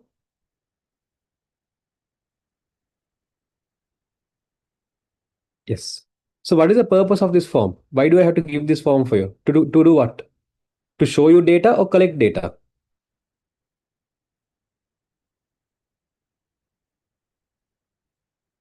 Correct. So using DBMS as well, you can create a basic form. There are some application, DBMS application. Example, there's application called Microsoft Access. So there's one database management system application called Microsoft Access.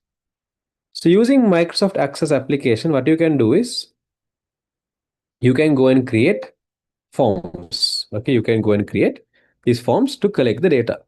So let's say you created a form to collect the data, will you? Okay, let's say you created a form to collect the data.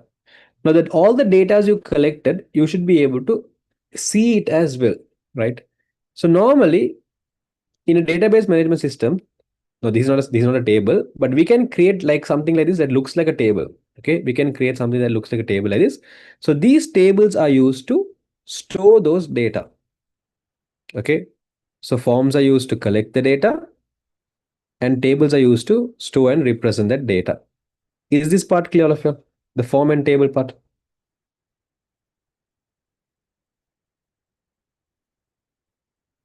So if you're asking me to show you how a database management system, I'm not going to show you Microsoft Access. I'll show you another example.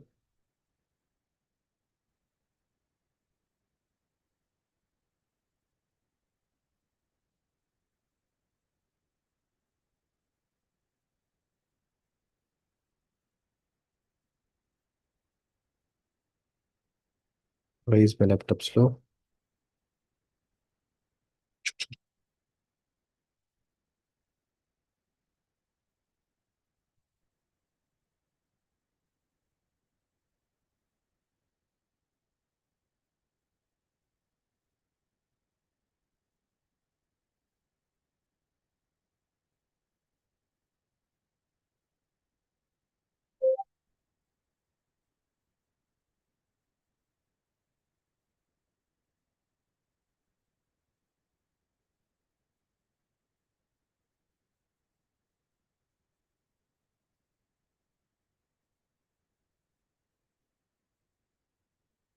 Okay.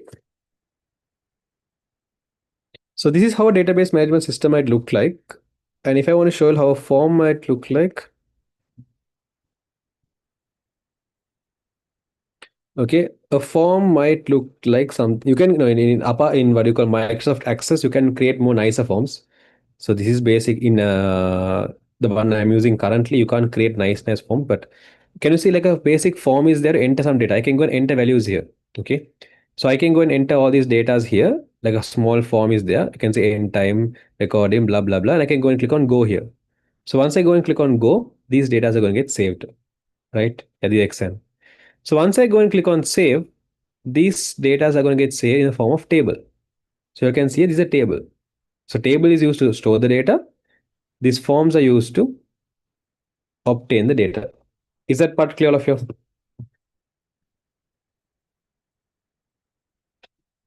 Okay. So now here you can see there are several, these ones I have here. There are several records. You can see there are several records I have here. So let's say I want to take only the records. Okay, I've said now you can see there's something called seminar ID 6699 10 10 10 11 11 6. There are several options. So let's say I want to get the records where the seminar ID is 10. So you can see there are some seminar ID called 10 now. So you can see the top page, there's option here called select star from seminar meeting. Star means all. I'm going to go and edit that. I'm going to go and edit that saying select all from seminar meetings where the seminar ID is equal to 10 and go. So now can you see the table got filtered and the table has rows only where seminar ID is 10. Did you all see that change? Now you can see I have only a table with the number 10. Okay. I wrote something here now. Can you see I have written something? Select all from seminar meeting, blah, blah, blah. This thing which I wrote here, we call this thing as a query. Okay, this thing which I wrote here, I'm typed here, we call this thing as a query. So in database management system, it has an option called queries. So what is the purpose of query? To obtain data. Okay, or you can say obtain and filter data. Is that clear, all of you? I can write multiple conditions. Like here I put only one condition that where the seminar is equal 10. I can add multiple conditions as well. Then we have something called report. Report is like downloading this data. So for example, you can see after I have queried the data, okay, after I have obtained the data, you can see an option called export here or display, whatever. So if I go and click on export here, now by I can download it. I'll just go and click on export. I'll choose option here as Excel and export. So if I go and click on export, now you can see a spreadsheet has got downloaded. Query is something like a prompt, right? Yeah, it's like a method to talk to your database. See, I'm talking to my database using that query. So not only one table, you can talk with multiple tables. Like I'll show you now. If you look at this table at the moment, it's mentioned seminar ID. But can I see what is the name of that seminar? Like what is like apart from not the name of the meeting? Okay, this is the meeting name, like ICT Online Day 1, ICT Online Day 2. But we have something called seminar ID, right? If you're wondering what the seminar ID is, there's another table called seminar table. In seminar table, you can see this ID, right? So if you look at number six is representing the name called ICT Online Seminar. Okay. Or you can see number six has a fees, which is 2000. Okay. The fees is 2000. If I look at seminar meeting, here is it showing me the fees? Here is it showing me the fees of that seminar? No. So let's say I want to get the name and fees. Let me show you how you can do that. So I'm going to mention select all from seminar meeting. Left. You don't have to know how to write queries. This is not the INR syllabus. Left join seminar s on s dot id is equal to sm dot seminar id, comma s dot name, comma s dot fees.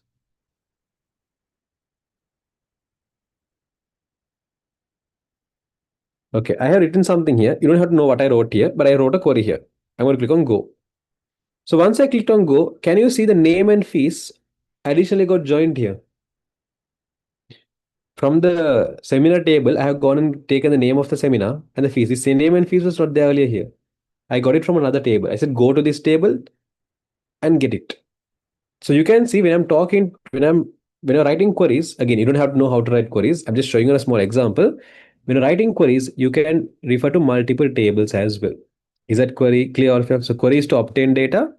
And the final feature is called reports. So reports are used to like export the data, download the data. So there are four features or four objects, we call this a DBMS have. So now tell me, out of these four, which one do you think is needed to filter only the lecturers of the Faculty of Agriculture?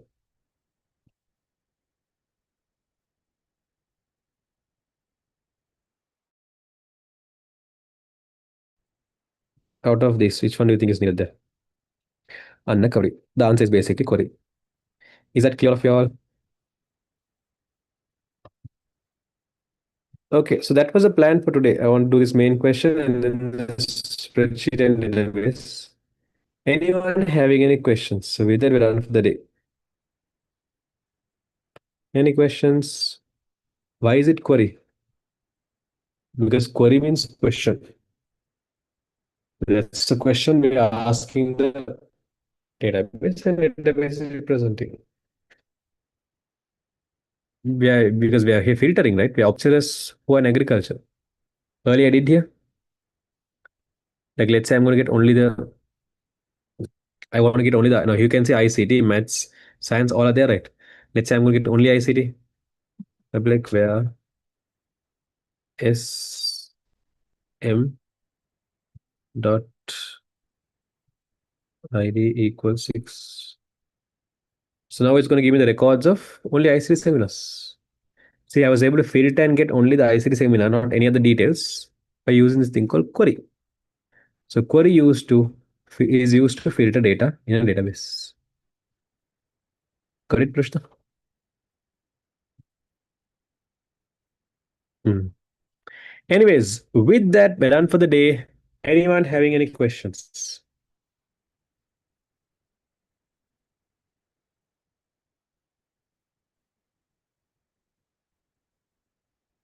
Any questions, anyone?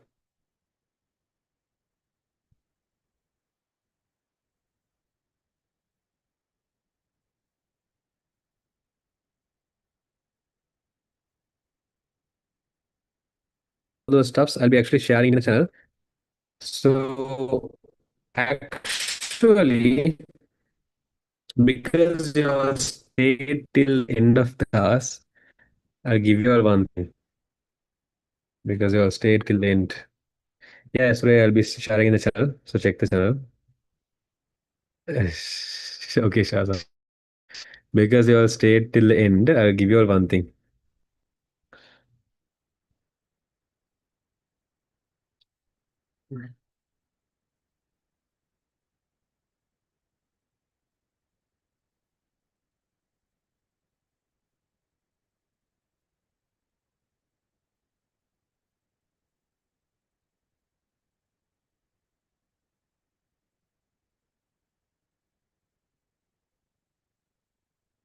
Yeah.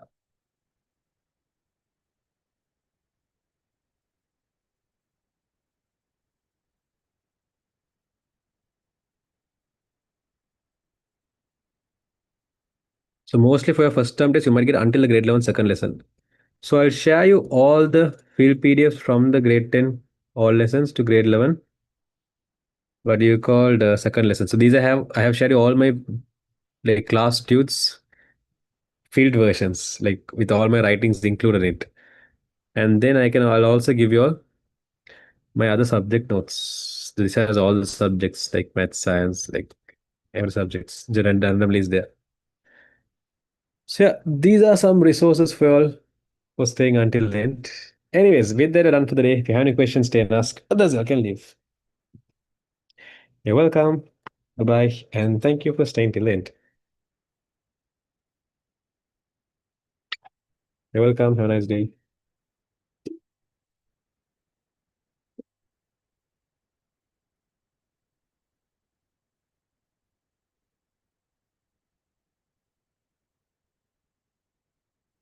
Bye. Good night, to you all too. You're welcome. Okay. Will you put this in the channel? No. If you want, you can WhatsApp me and get it. Because that is I gave you because you stayed till the end. Those are resources for the only for you all who stayed till the end. You can just WhatsApp this number and ask me to send the notes. I'll send it. Okay. Barakallah. Bye bye. I'll send this ones that shortcut PDF, then this written notes. These ones I'll send you all. But the extra short notes I gave you, that's only for you all special. So if you all really want that extra notes, WhatsApp me and ask that you want the field PDFs of all the lessons. I'll share it to you. Okay. Okay. So I'm gonna end the meeting. Have a nice day.